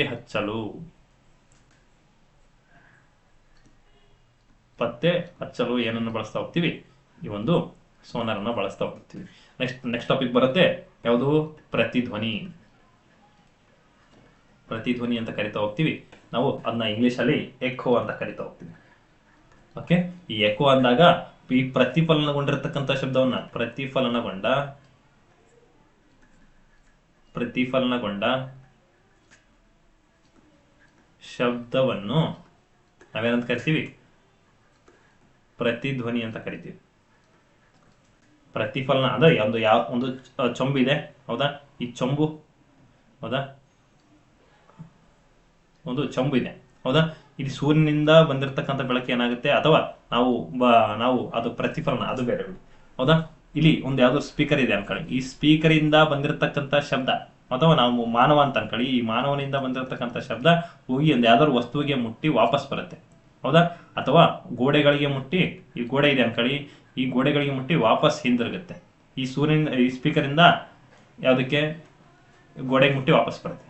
ಇದಕ್ಕೆ ಪರ್ಫೆಕ್ಟ್ ಎಕ್ಸಾಂಪಲ್ ಅಂದ್ರೆ ಇದನ್ನ ನಾವು ಪ್ರತಿಧ್ವನಿ ಅಂತ ಕರಿತಾ ಹೋಗ್ತೀವಿ. ಈ ಒಂದು ಪ್ರತಿಧ್ವನಿ ಉಂಟಾಗೋದಕ್ಕೆ ಕನಿಷ್ಠ ಅಂತರ ಎಷ್ಟಿರಬೇಕು? 17 ಮೀಟರ್ ಇರಬೇಕು. ಕನಿಷ್ಠ ಅಂತರ 17 ಮೀಟರ್ ಇರಬೇಕು. ನೆಕ್ಸ್ಟ್ ಈ ಒಂದು ಪ್ರತಿಧ್ವನಿ ಕೇಳಬೇಕಂದ್ರೆ ಮೂಲ ಧ್ವನಿ ಮತ್ತು ಪ್ರತಿಧ್ವನಿಗಳ ನಡುವೆ ಎಷ್ಟಿರಬೇಕು? 0.1 ಸೆಕೆಂಡ್ ಎಷ್ಟಿರಬೇಕು? ಸಮಯ ಆಗಿರಬೇಕು.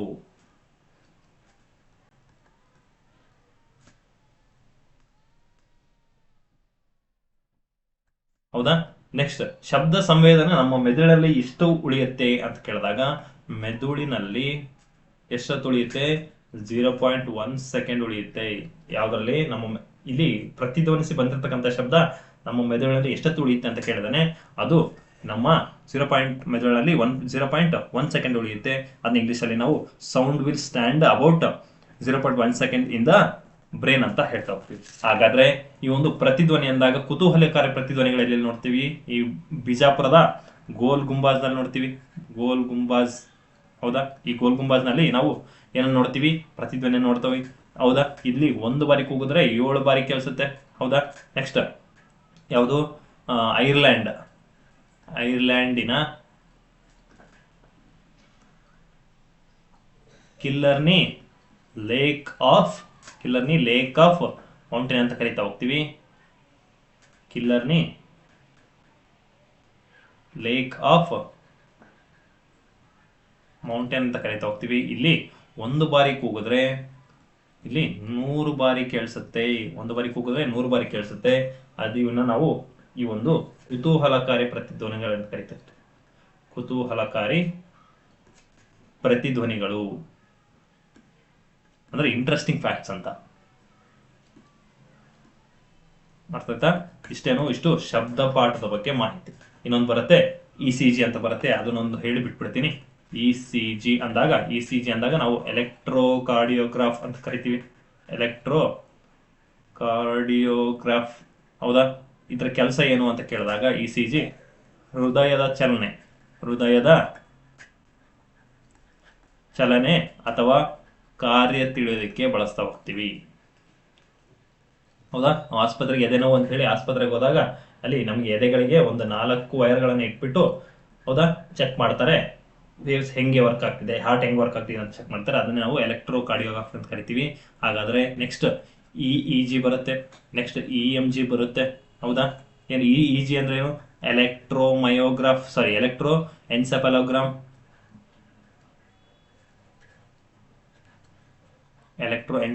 ಅಂತ ಕರಿತಾ ಹೋಗ್ತೀವಿ. ನೆಕ್ಸ್ಟ್ EMG ಅಂದಾಗ ಎಲೆಕ್ಟ್ರೋಮಯೋಗ್ರಾಫ್. ಅರ್ಥ ಆಯ್ತಾ? ಇದನ್ನು ನಾವು ECG ಬಗ್ಗೆ ಕೇಳ್ತಾ ಹೋದ್ವಿ. ಹೌದಾ?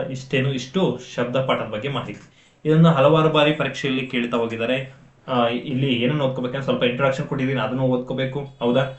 ನೆಕ್ಸ್ಟ್ ಯಾವ್ಯಾವ ಮಾಧ್ಯಮದಲ್ಲಿ ಶಬ್ದ ಅಧಿಕವಾಗಿ ತಿಳಿಸುತ್ತೆ ಮತ್ತು ಯಾವ ಒಂದು ವಸ್ತುಗಳಲ್ಲಿ ಶಬ್ದದ ವೇಗ ಎಷ್ಟು, ಆ ಶಬ್ದದ ವೇಗವನ್ನು ತಿಳ್ಕೋಬೇಕು. ಶಬ್ದದ ವಿಧಗಳನ್ನು ನೋಡ್ತಾ ಹೋಗ್ಬೇಕು, ಅವು ಕೂಡ ಇಂಪಾರ್ಟೆಂಟ್ ಆಗುತ್ತೆ. ನೆಕ್ಸ್ಟ್ ಬಾವಲಿ ಇಂಪಾರ್ಟೆಂಟ್ ಆಗುತ್ತೆ, ಪ್ರತಿಧ್ವನಿ ಇಂಪಾರ್ಟೆಂಟ್, ನೆಕ್ಸ್ಟ್ ಸೋನಾರ್ ಕೂಡ ಇಂಪಾರ್ಟೆಂಟ್ ಆಗುತ್ತೆ.